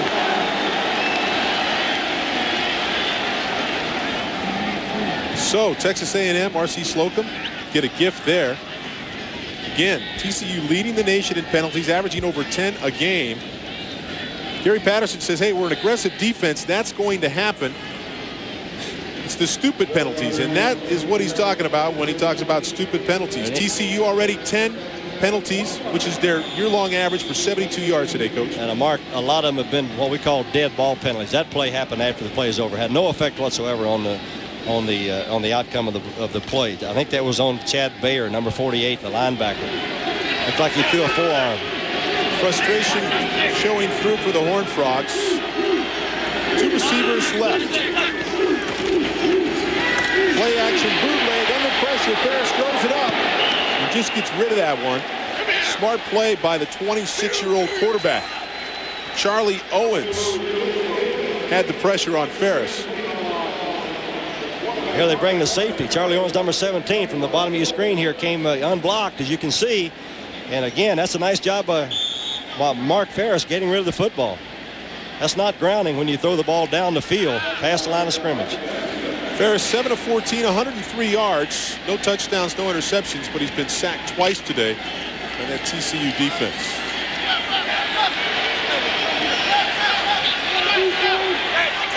Second and 10. Farmer, the deep I-back. Ferris audibles.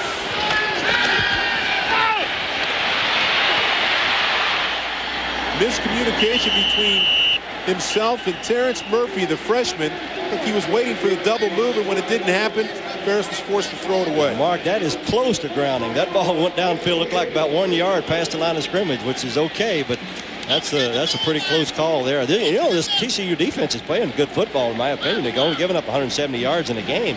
That's not bad, considering they've been on the field all afternoon. Well, you look at the play selection for an A&M. 32 rushes, 15 passes. That's what R.C. Slocum said they wanted to do, come in and run the football. And really, for the most part, they haven't been that successful throwing the ball, other than to Thomas Carrick, the tight end, who has only got 2 catches in his freshman year. And they only have 68 yards running the football, so that's pretty good defense by TCU.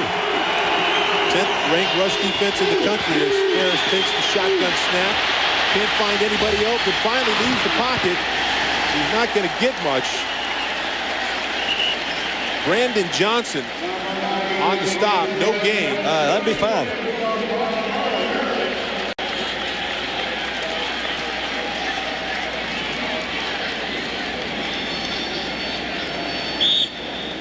We're going to see man coverage here on the top of your screen. The rest of the guys are all blitzing inside. A good job covering man-to-man in the secondary. Good job there. That's what we call a coverage sack.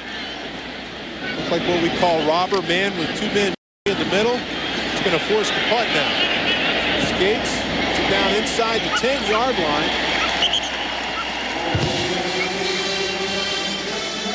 Byron Jones downs it, and A&M will go on defense, leading 14-7 over TCU. Houston, where A&M has a 7-point lead. During that last series, TCU QB Casey Printers spent the time just kind of with a glazed look, roaming the sideline by himself, looking up into the stands. A lot of the fans behind him providing support, saying, Casey, remember East Carolina, where he came on in the second half, Mark, threw for over 300 yards on 50 attempts, almost led him to a huge comeback. That's right. Came off with a bad right shoulder and still had a great performance. Printers 7 of 12. Well, now 7 of 13. 3 interceptions, 69 yards on the day.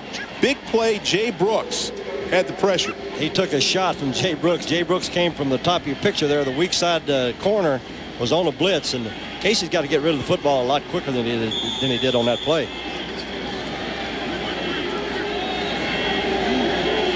Well, the one thing about the blitz is you get a lot of man coverage. You don't have to read it much as a quarterback.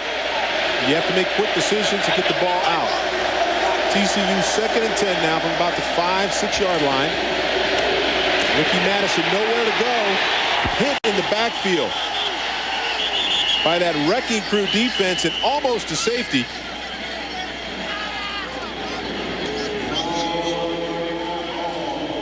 Take a look at TCU. We talked about their last 4 ball games. They had to beat Louisville and Southern Miss on the road that final game to get here to the GalleryFurniture.com Bowl.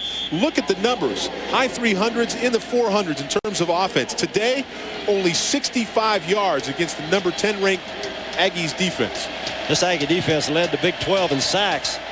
I don't believe TCU is going to be able to run the football. They have -7 yards rushing now in this ball game. So I think they're going to have to throw the football, throw it down the field. Printers back to pass in his own end zone. Breaks out of the pocket, looks deep. Got Medise and just overthrows Medise. Sammy Davis was on coverage. That might have been their best chance of the day to hit the deep ball, and Printers just missed it. Sammy Davis, the best cover guy, although during this ball game we can't say enough about the play of Byron Jones. It's a true freshman starting his first ball game that has 3 interceptions during the game. But Sammy Davis made a nice play there. Number 22. The most valuable defensive player on this wrecking crew defense. So that brings on Joey Basati, who will punt from the back of his end zone. He's punted 3 times today, his last 49 yards. Gets this one out, not a pretty one, and it's going to get out of bounds right around the 40-yard line. They're going to call it the 39-yard line. So good position now for Texas A&M. Find themselves leading 14-7 over TCU. We'll be back with more action after this. Back in what they regarded as the former 8th wonder of the world, the Houston Astrodome. Perhaps the final big sporting event ever played in this building. Houston Texans will start next year in 2002 in their new building. Halfback pass by Texas A&M. Badly underthrown. Oshler Fleming is the thrower. Jamar Taylor is the man on the other end, but it didn't fool TCU. Dino Babers told us they're going to run this halfback pass during the game, and this is a good time to call it, coming after a timeout. Ball in good field position on the 39-yard line, but that's good coverage. The secondary was not fooled on that particular play. Good coverage on number 20. Fleming slipped a little bit on that. Chris Peoples, number 20, backup safety. 2nd and 10 shotgun. Ferris changing the play now at the line of scrimmage. Pass or draw. You got Porter in the game at tight end. Going deep. Wayne Goins incomplete, but a flag on the play. Bo Springfield was in coverage. Again, that looked like that was pretty good coverage up until right at the end of the play, where Springfield's got to look back for the ball. You cannot be pushing off when you're not looking back for the football. The defensive back's got to make an effort to make the play. Pass interference on the defense, 15 yards from the 35. First down. Bo Springfield, number 30, is another one of those baseball players. 26-year-old, played baseball 4 years for the Pittsburgh Pirates. I think we can see there that he was pushing off and was not looking back for the football. Well, Ferris is happy. That was a poorly thrown ball. He really hasn't thrown the ball well today at all. And that one wasn't on the mark, but he gets a break there. And it becomes first down and 10 from the 24-yard line. Again, Mark, it comes down to somebody making plays. You throw the ball up like that, the defensive back's got to either make the interception or the wideout's got to make a play. Somebody's got to make a play. High right, Keith Joseph with a carry. There the Aggies continue to pound away. Chris Peoples, the free safety, on the tackle for a gain of 5 yards. Keith, a big power back, 6'2", 220-pound, 21-pound freshman. There's so many freshmen play. There's 4 true freshmen that start for this A&M offensive football team. A very young team. Bodes good for R.C. Slocum in the future of A&M football. Look at the disparity here. Aggies 74 yards, TCU -8 net yards rushing so far today. It's Ferris hands the ball off to Joseph again. He's gang tackled. And then thrown to the turf. Let's send it down to the field now, and Rob Stone. Joined now by Jerry Ippoliti, President, CEO of the GallowayFurniture.com Bowl here.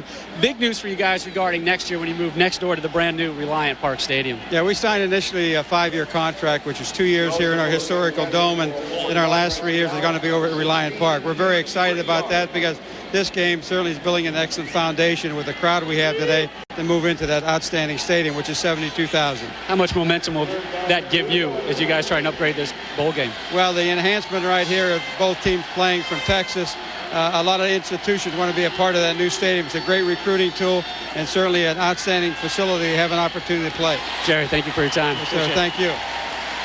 All right, so with 3rd and 2, Ferris finds the fullback, Joe Weber, for 6 yards and a first down. Good safe call there, Mark. Joe Weber came out of the backfield. Looked like he was going to go to the flat. Then he came back underneath, caught the ball, and picked up some valuable yards for a key first down. This is a key series here. A&M scores here. Obviously, TCU's got to score twice to get back in this ball game.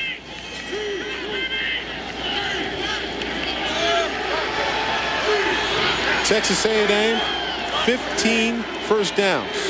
They had 15 first downs in the last 2 regular season games total. Ferris can't make the handoff and has to keep the ball himself. It was like a busted play. Chad Pugh, LaMarcus McDonald in on the stop. -4 on that, but it looks like he and the halfback miscommunicated here. Almost mishandled the play. I think that was supposed to be a handoff to the dive back, but Ferris either didn't get the ball to him or they had miscommunication on that play. It could have resulted in a fumble. Dwayne Goins, a wide receiver in the backfield, and that's probably why you had a different route. He's probably not used to running that dive play. Yeah, offensively, I don't think you take a lot of chances. I think you come out of here at least with a field goal. Shotgun. There's that draw they've been running with all kinds of success. Joe Weber spins out of a tackle. Touchdown. A&M is 2nd touchdown of the day. 14 yards on the carry. They've had a lot of success with the draw play. When you throw the football, the draw, of course, complements the passing game. Good call, a well-executed play. Good run by Joe Weber. A big, strong, 6'2", 230-pound sophomore out of San Bernardino, California.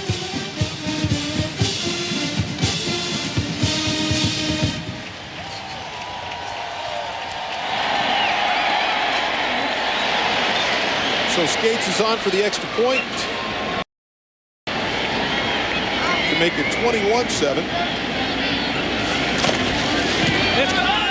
And it is good. So Texas A&M pound away and pound away for the 2nd time today. Joe Weber comes up with a touchdown out of the draw. The Aggies lead 21-7. Texas A&M 21-7 over TCU. Mark Malone along with Coach John Cooper and Rob Stone on the sideline as we count down to the 3rd quarter.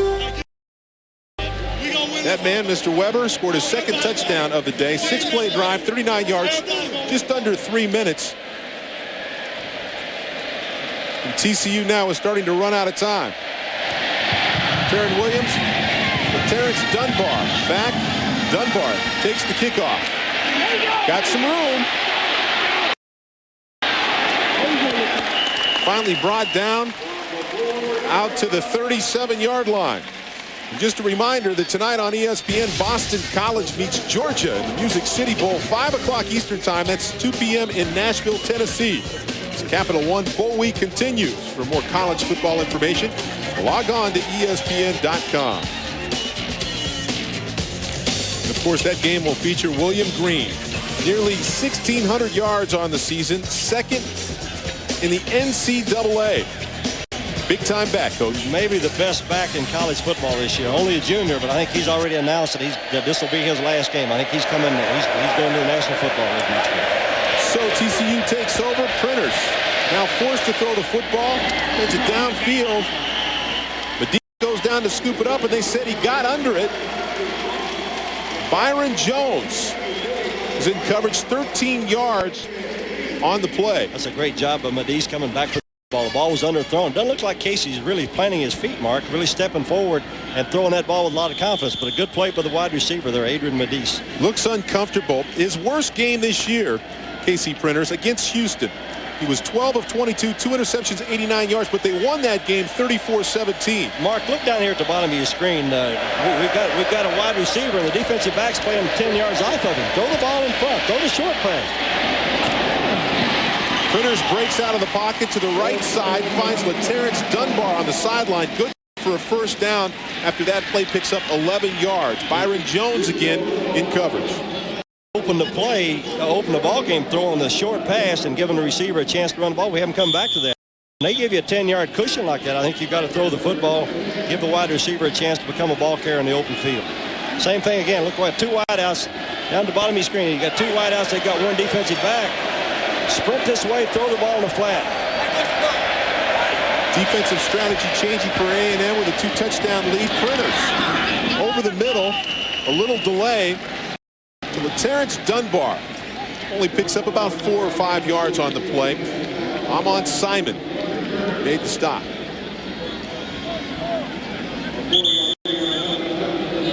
See, the Aggies bringing in some fresh people. Can't say enough about the job they've done on the defense. The Wrecking Crew defense is sure flying around here this afternoon.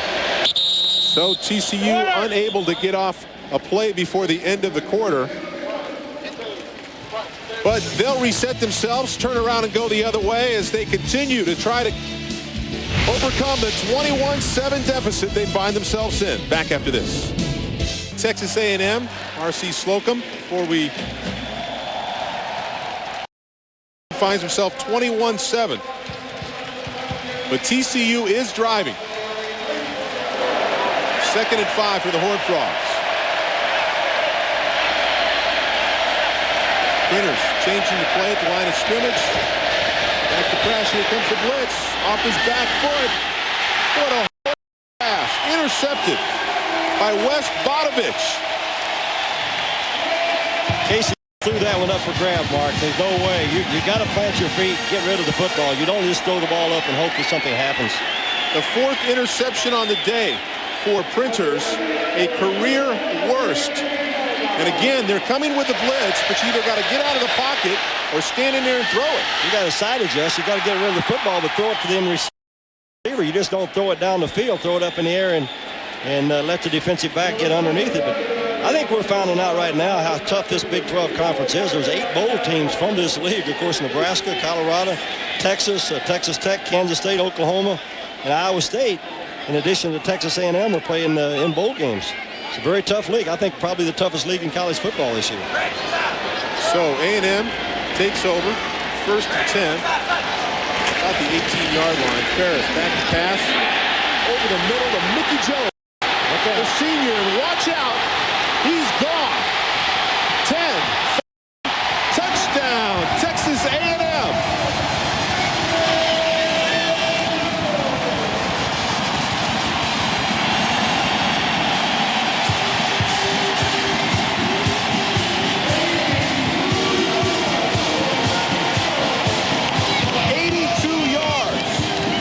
The touchdown reception from Mickey Jones. I think that's the best pass I've seen Mark Ferris throw today. You play man coverage, you got to take away the inside, and the defensive back didn't do that. And once Mickey Jones got the ball in the open field, you're not going to catch him. It looks like he runs track, and of course there's some great track athletes here in the state of Texas. 14 receptions on the season, no touchdowns. His first touchdown of the season. Skates now with the extra point try. Right down the middle. And the interceptions by Casey Printers improve costly. Now as A&M takes a 27-7 lead.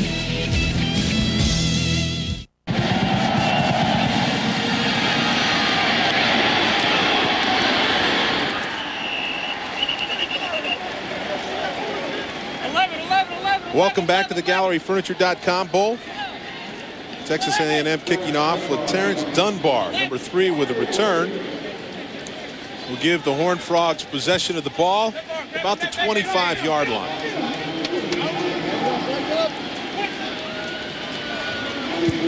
Texas A&M threatening to run away with this football game as time ticks away now in the fourth quarter. 14:30 to play, but every down now counts for Printers and these Horned Frogs. Mark, and talking to R.C. Slocum, he felt like his defensive football team was going to give another great effort. He's proud of the way they played all year long. They played well.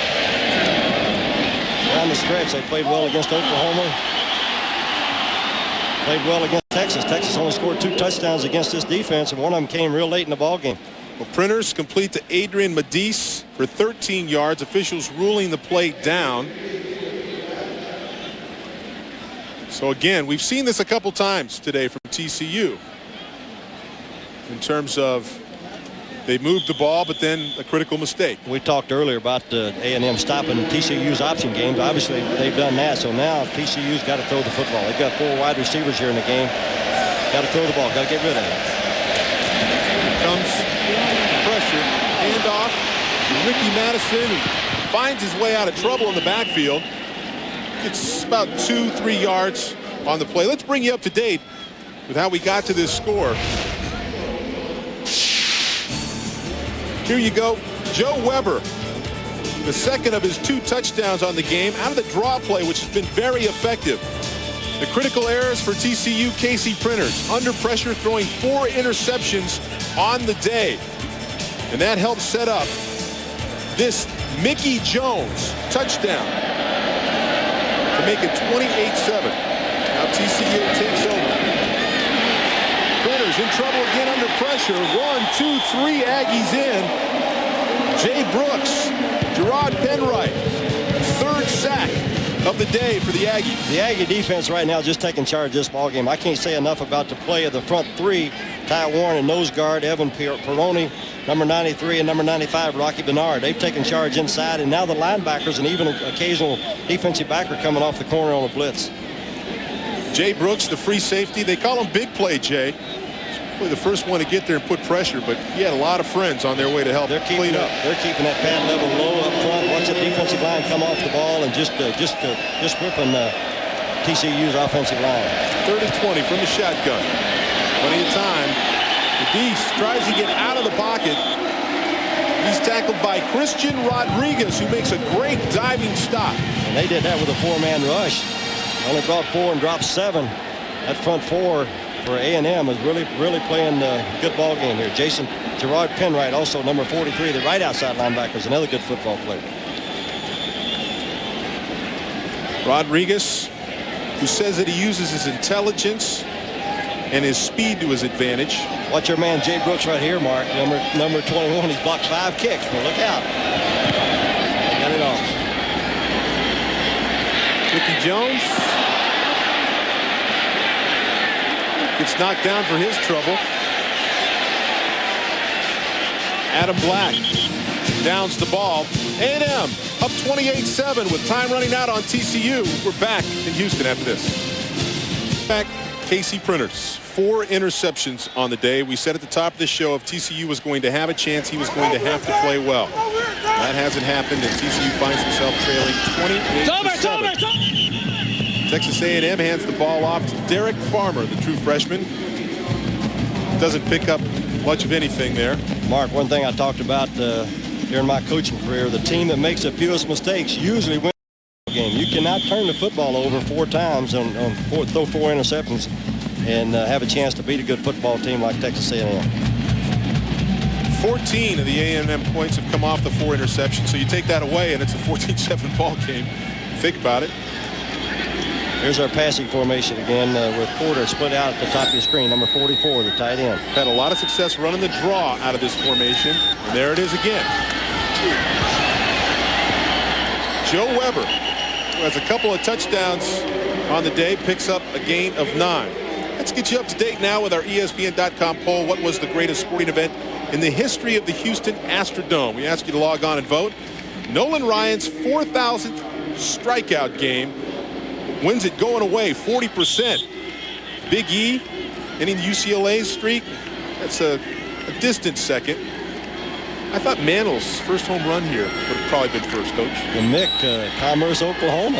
I'm surprised he didn't get any more votes than that. Nearly 30,000 people registering, although people who can remember Mantle probably don't know how to log on to the internet. Here we go. Texas A&M third and a long one. They hand it off to Farmer. And he looks like he stopped cold the first down.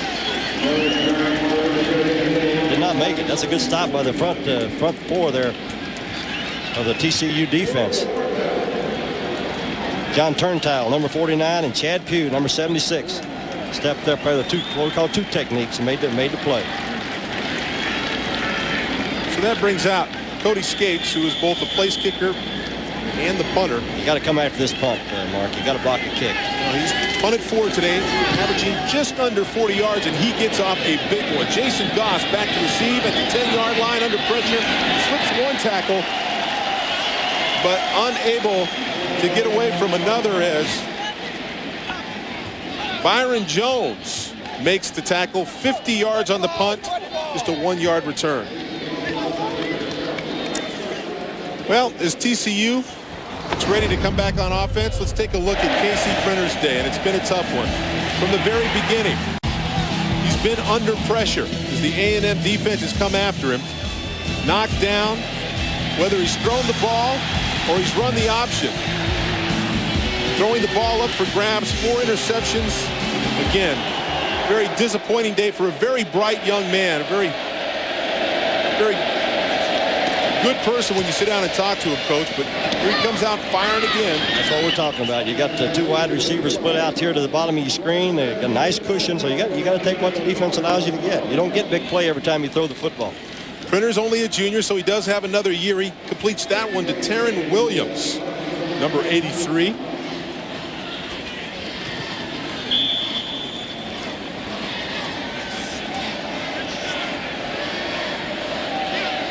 And that's a pickup of about 7 yards.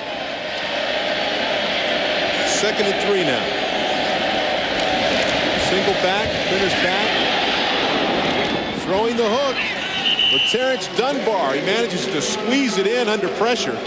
But again, after an 11-yard pickup, you watch Printers, he's just not comfortable bouncing around, backing up, Coach. He doesn't look like he's real disciplined with his feet. It looked like he pointed exactly to who he's going to throw that football to. I thought the receiver was open coming across the middle, and he's taking another shot here after he gets rid of the football.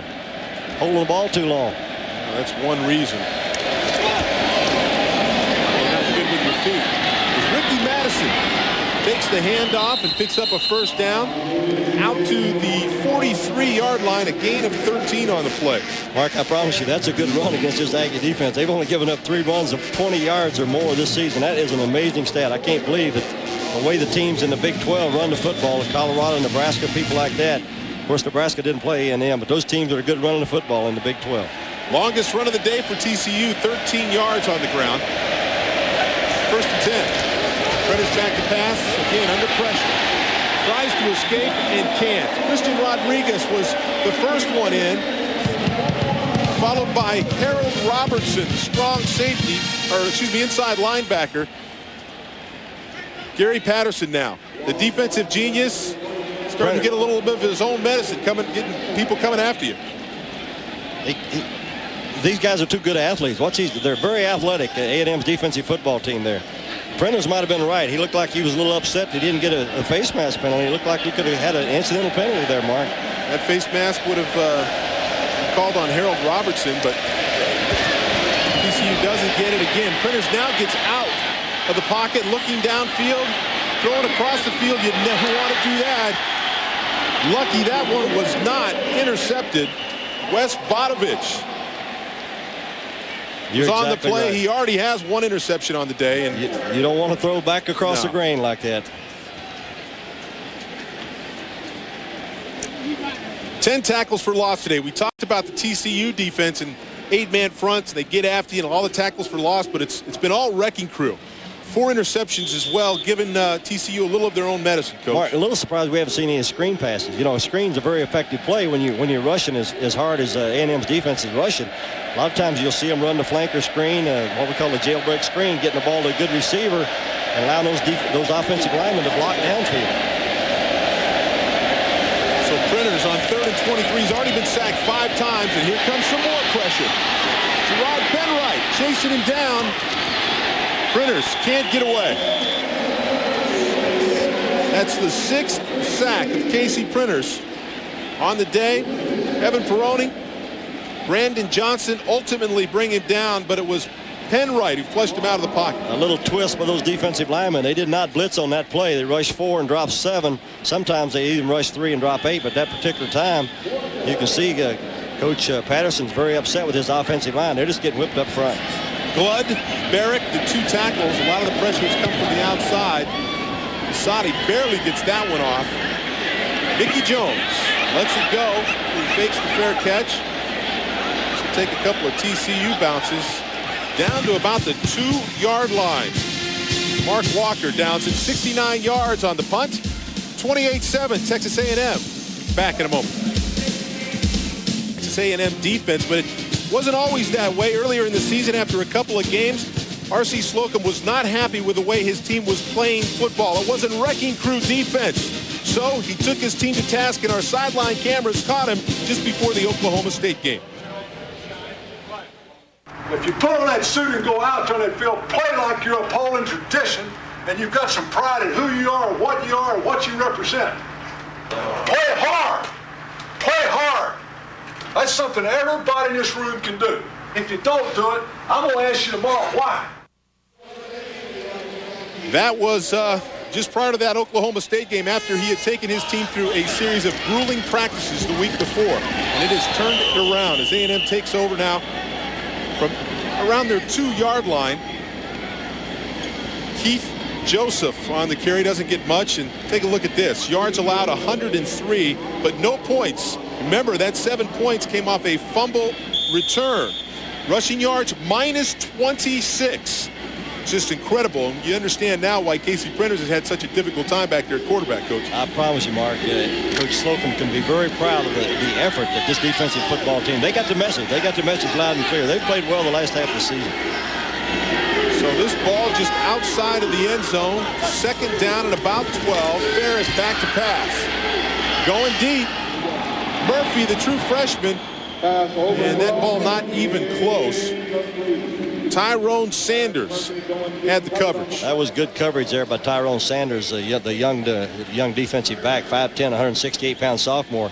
Had good position, looked back for the ball, had leverage on the wide receiver. Very good position. Well, Ferris had what he wanted, man-to-man coverage, but again, good coverage there. Murphy, pretty interesting story in himself, a guy that has really been very productive as a true freshman. Son of a former Texas A&M player. R.C. Slocum did his father a favor and looked at some tape and ultimately found the diamond in the rough. 3rd and 11 for A&M. Harris in the vicinity of number 3, Terrence Thomas, tipped by Chad McCarty, or excuse me, Bobby Pollard. Normally, I don't think you'd take a chance throwing the football when you're backed up like that coming out of your own end zone. But A&M with a comfortable 28-7 lead, got this ball game pretty well under control.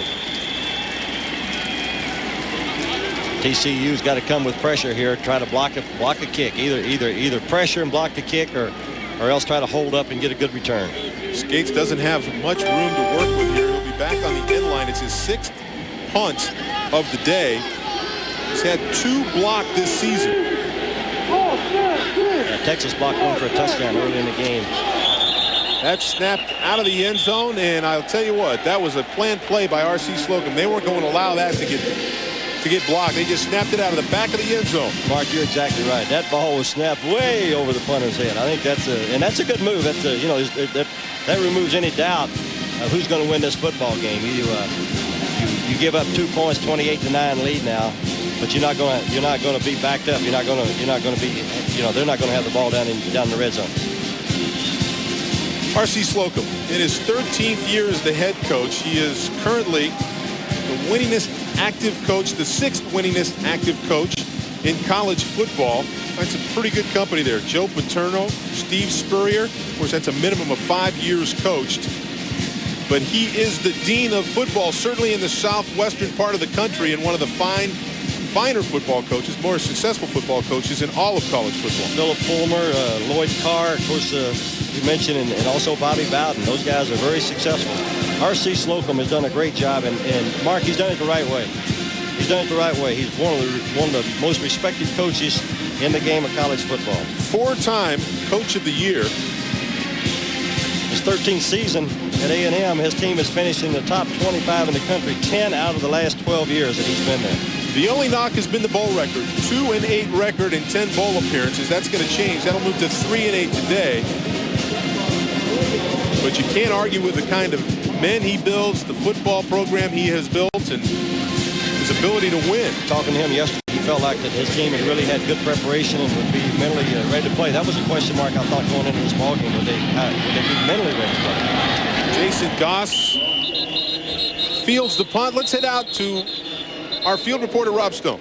Thanks, Mark. We're joined by Houston Texans GM Charlie Casserly, and you guys actually get your first roster players tomorrow. You signed your first 10 guys. You have the expansion draft coming up in February on ESPN. But right now, this game right here, you got your scouting profiles right behind you. There's some talent out here, some of the names that you're seeing that might be wearing a Texans uniform soon. Well, from Texas A&M, you've got the center and captain Seth McKinney. His brother plays with the Indianapolis Colts. Over on defense, defensive end Rocky Bernard. Those are the two probably main senior prospects from A&M. You go over to TCU, Matt Schobel, the talented athletic tight end. A lot of talk about Drew Bledsoe and your team. Anything you can elaborate on? Well, we're not allowed to talk about players and other teams. Certainly there has been a lot of speculation about the Patriots trading Drew Bledsoe after the great season Tom Brady had, and we'll have to see what happens. You guys obviously want a strong quarterback to build a team around. We got a has-been washed-up guy up in the booth. Any interest? Well, I'll tell you what about Mark. He likes domes, see? People remember him as that big, physical, tough quarterback, and that's what we kind of need because our quarterback's going to take some hits. But here's what nobody knows. They don't know about the great speed he showed when he ran 90 yards. Hey, Swan and Stalwart, the heck with them. Malone holds the record for the longest touchdown. Mark, is that a setup or what, huh? That was a setup, but I don't think Charlie or the Houston Texans have enough medical insurance to cover me if I were to go back on the football field. But it is exciting around here in the Houston area with the Texans getting ready to play in 2002. And we wish Charlie Casserly, Dom Capers, who built an expansion franchise in the Carolina Panthers, you'll remember. So 2 very experienced people leading the newest NFL franchise. Nice of Dom Capers, the head coach, to stop by here at halftime, along with Chris Palmer, the offensive coordinator for the new Houston football team. 35. Ritters. Darren Williams, Sammy Davis, the candy man on the play. Our man, Sammy Davis. Let's take a look at some of the players TCU has lost to the NFL draft. Of course, the celebrated LaDainian Tomlinson, a 2-time NCAA rushing champion, Aaron Schobel, George Lane, all picked in the first 4 rounds. So that tells you what progress this TCU program has made over the last several years, Coach. Well, no question about it. Gary Patterson has done a great job. This is the only senior class in the history of TCU football that's been to 4 straight bowl games.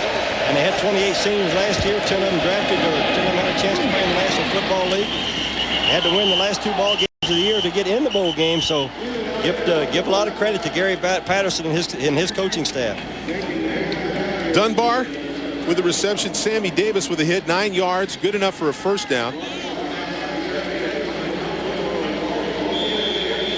Coach, you mentioned the senior class Their record in 1997, 1-10. Ted McCarty was talking about that to us earlier this week, and he said, listen, I've been through that. I know what it's like as a fifth-year senior to experience this and have a chance to play in a bowl game again for the 4th straight year. Something to be proud about. Under 3 different coaches, I am reminded. Dennis Franchione, of course, left his program last year to go to the University of Alabama as a head coach. Did a great job, and Gary Patterson was his defensive coordinator the last 4 years, and we mentioned TCU was the #1 defensive team in the country last year. Ricky Madison was the intended receiver, bobbled the ball there, and that's going to bring up a 2nd down and 10.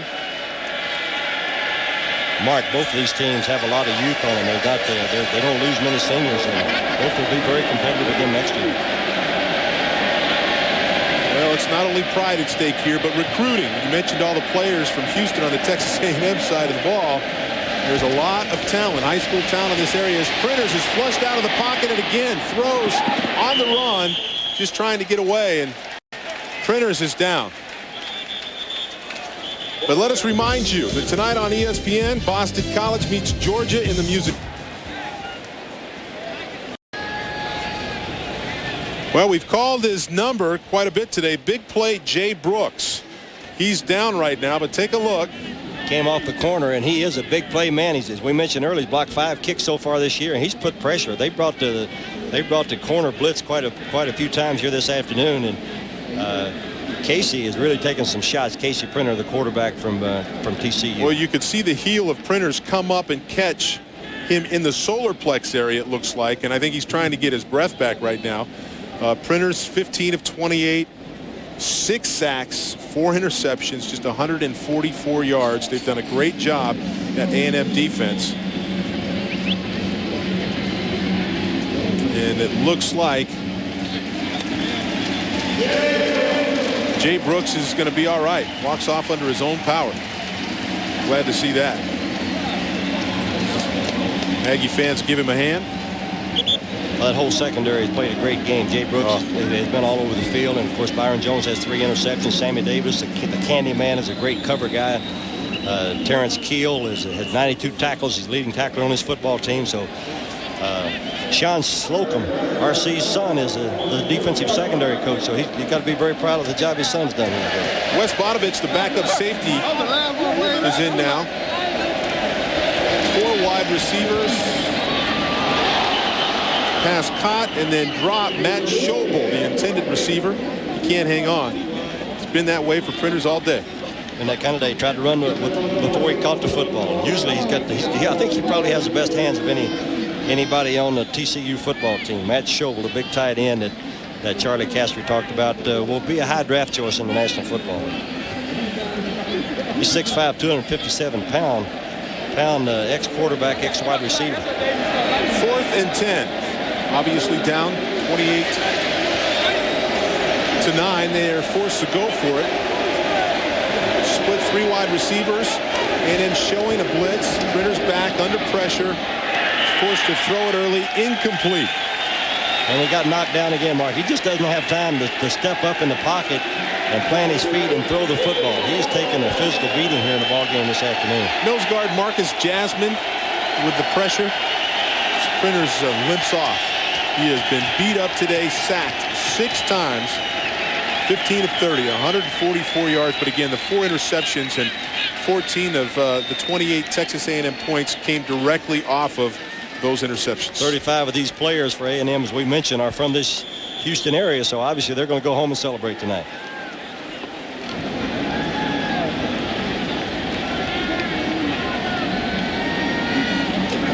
Surprised we're leaving the first team offense in the ball game here late in the game. Good chance to play some of those young kids. Oshlor Fleming is now in. Running back.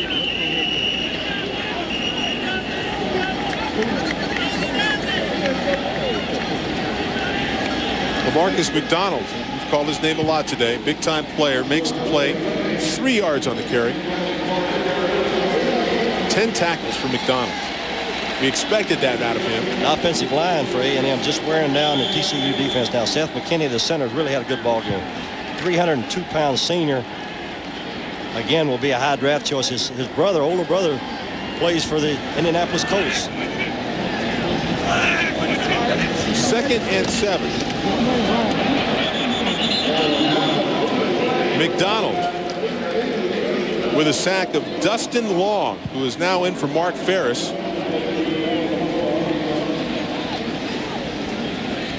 Good to see Dustin Long get in there, number 18. He's 6'2", 194-pound redshirt freshman. Good to see him take some snaps. Vance Smith has got an injury problem, and he's a backup quarterback, but he's not suited up here this afternoon. Well, there's Mark Ferris, the 26-year-old junior quarterback. He, again, decided to play baseball out of high school, 6 years in the Pittsburgh Pirates organization. Dustin Long now at quarterback, and last time Dustin played in the Astrodome, it was for a high school state championship here. So he's a little familiar with the Astrodome, but a little different situation. Chad Pugh on the stop of Oshler Fleming there. Mark, how would you grade Ferris's performance as a quarterback this afternoon? I'm not particularly impressed. 9 of 20, 191 yards and a touchdown. The big thing is no mistakes, no interceptions, but it could have gone either way, Coach. I wasn't impressed with his accuracy. His decision-making wasn't really tested that much, but again, I think if they get some players healthy around him, he's got a chance to be a pretty good quarterback, and I know he has aspirations to play in the National Football League. We're going to take a break now. Texas A&M leading 28-9, 2:25 left. Back after this. A&M leads 28-9 with 2:25 left, and here's our Capital One player of the game, a true freshman, Byron Jones, who hadn't had an interception before, but today he records 3, playing in place of Sean Weston, who was a late scratch, the normal starter at the quarterback position. And what a tremendous game it's been for this young man, Coach. Not bad for a true freshman out of Bay City. Bay City here, very good high school football, and Byron Jones has really stepped up today. He's only 5'10", 171-pound freshman. Also, he's done a great job on special teams. He's been the first guy down there. He's had 4 tackles on special teams. Exactly right. TCU tried to pick on him, but to no avail. A&M punts Jason Goss on the receiving end. No fair catch, and then fumbles the football. And they're signaling A&M. Adam Black, number 15, recovers the ball. And it goes from bad to worse. TCU's 5th turnover on the day. Mark, you talked about the defensive scheme that Texas A&M runs using the 4 linebacker scheme, and that's exactly, they are very good on special teams because they got a lot of good skilled athletes. It forces you to go out and recruit more athletic type football players on the defensive side of the ball when you play all those linebackers. Goss obviously trying to make a play, down 28-9, deciding not to fair catch it and make a play. Bad decision. He just drops him. Adam Black makes the recover. We want to remind you that the College Game Day Scoreboard Show is coming up next. Make sure you join Chris Fowler and the gang in the studio. A&M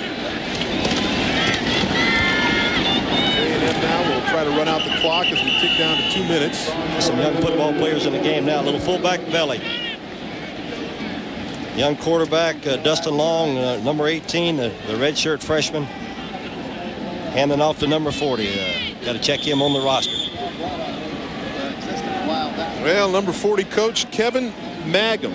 Kevin hadn't played much this year. I don't have him in my 2 deep, but that's good. It's good to see these young football players get a chance to play here in a bowl game. You know, people don't realize the sacrifice they make, the long hours that they put in during the summer conditioning, the winter conditioning program, serving on the scout team, things like that. They do a great job servicing the varsity football team.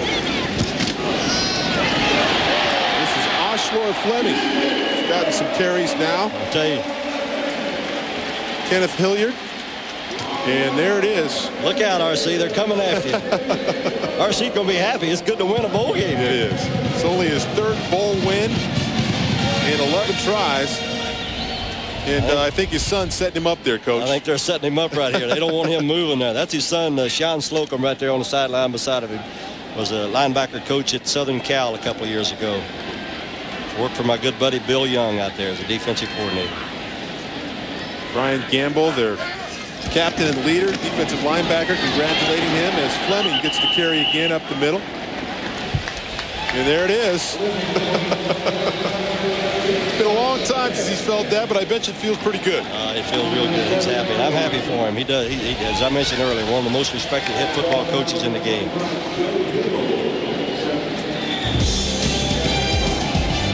Don't forget tonight on ESPN, Boston College meets Georgia, the Music City Bowl.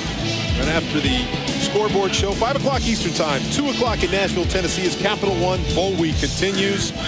More college football information, log on to ESPN.com. Fleming to the right side, picks up nothing, and that's going to probably do it. The final play as the clock ticks down now, about 20 seconds to go, and this GalleryFurniture.com Bowl. I'll be surprised if they will not run another play. That's the kind of person RC is. A good effort, Mark, by both defensive football teams. A&M obviously had more athletes and won the football game. But TCU, we got to give them credit. They had a good year. They won those last 2 ball games. They beat Louisville.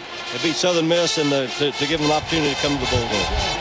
Oh, there's no doubt about that. Mark Ferris, who has really struggled, this football team, the A&M offense, only scoring 1 touchdown in their last 3 regular season games, gets some pretty good defenses. It really kind of struggled, and Ferris came in and didn't make any mistakes, waited around. That Texas A&M defense really did a nice job in terms of creating turnovers. They battered Printers and created 4 interceptions, and our field reporter Rob Stone standing by now with R.C. Slocum. Rob? And we end that 4-game bowl losing streak, and you get an ice shower to boot. What was the difference for you guys? That second half, you just opened it wide. I just thought our defense really played solidly all day. Our offense hung in there. We knew it was going to be hard. This is a very good defensive team we were playing, but I was really pleased with the way we just hung in there as a football team, made the plays to win the game. You challenged the Wrecking Crew defense earlier this season. Boy, did they respond this second half. 5 turnovers. Looking up the scoreboard, negative 26 rushing yards. How good of a performance was it? I'm really proud of them. They did a good job. Coaches did a good job, and I'm really proud of the whole football team. Coach, we appreciate your time. Thank you. All right. Well, congratulations to R.C. Slocum and the Texas A&M Aggies at 28-9 victory over TCU. And that's a wrap for this game. We'd like to join us over on ESPN News for John Cooper, Rob Stone, and our entire ESPN crew. I'm Mark Malone. Chris Fowler is in the studio now, and he'll have the post-game report. This has been a presentation of ESPN, the worldwide leader in sports. For more, log on to ESPN.com. All right, Mark, thank you. As the Aggies sway and sing there in the Dome, victorious over TCU. That's game 1 of 3 on Verge Friday. From the climate-controlled Dome to the chilly temperatures in Nashville, the Music City Bowl. It's BC against Georgia. We go to Mark Jones and Chris Spielman now for a preview. Guys? Yeah, it is a little chilly, Chris. A look inside the Boston College locker room. A team right now fed up, tired of fielding questions about why they have not defeated a ranked opponent in 21 consecutive games. They hope to end that insidious streak today against Georgia. Mark Jones and Chris Spielman. Chris, William Green, arguably the best running back in the country for Boston College. 15 touchdowns this year, but he wasn't always the man, number one. He had to wait his turn for 2 years. No, but I tell you, he never lacked confidence. He walked into Dana Bible, the offensive coordinator for Boston College, and said, Coach, you have nothing to worry about. Let me tell you about confidence. Confidence is to know you're good. Cockiness is to think you're good, and he knows he's a good football player. And Brian St. Pierre had to wait his turn. Yeah, they tried to pick on him, and they had to pay for it. He gets 3 picks on the afternoon. This one he picks off, takes it 60 yards back downfield, and they knew who to cover all afternoon. They went right after the top receiver, Medeiros. A&M trying to cash in the turnover, but on 4th down, start of the second quarter, they stalk the Aggies on the goal line. Horned Frogs get the ball back. Very next play, Byron Jones will strike again. They risk throwing the ball from the red zone. Printers pressured on the run, chucks it downfield. Not a good throw, and Jones takes it down to the 1-yard line. Sets up a quarterback sneak on the first play. 7-zip Aggies. Second quarter, Derek Farmer fumbles it. Charlie Owens scoops up for the Horned Frogs. That's the only way they can score. Well, you have to have defensive scores. If you have the offense like they had TCU, the defense is about the only way they're going to score. Well, they get back in the game, tie it at 7 as we approached halftime. Now beginning of the fourth quarter, A&M protecting the 2-touchdown lead. Printers just chucks it, intercepted by Wes Bodovich. That would lead to another touchdown. And Texas A&M wins it 28-9. They intentionally take a safety late in the game. Printers, the 4 interceptions, just 144 yards passing, as TCU had a $118 total offense and a total of 5 turnovers. So the true freshman Byron Jones, 3 picks in his first career start. And the Aggies maintain a 24 now game winning streak over TCU. 73 to present. These are the longest winning streaks over an in-state opponent. 24 straight now, going back to 1973.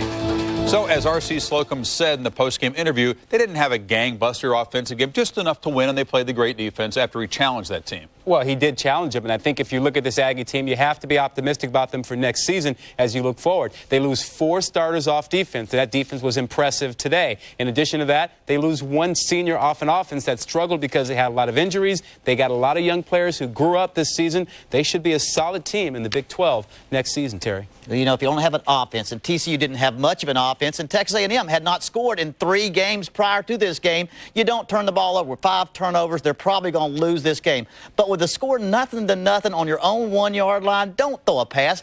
Punt the ball. At least you make them score on offense.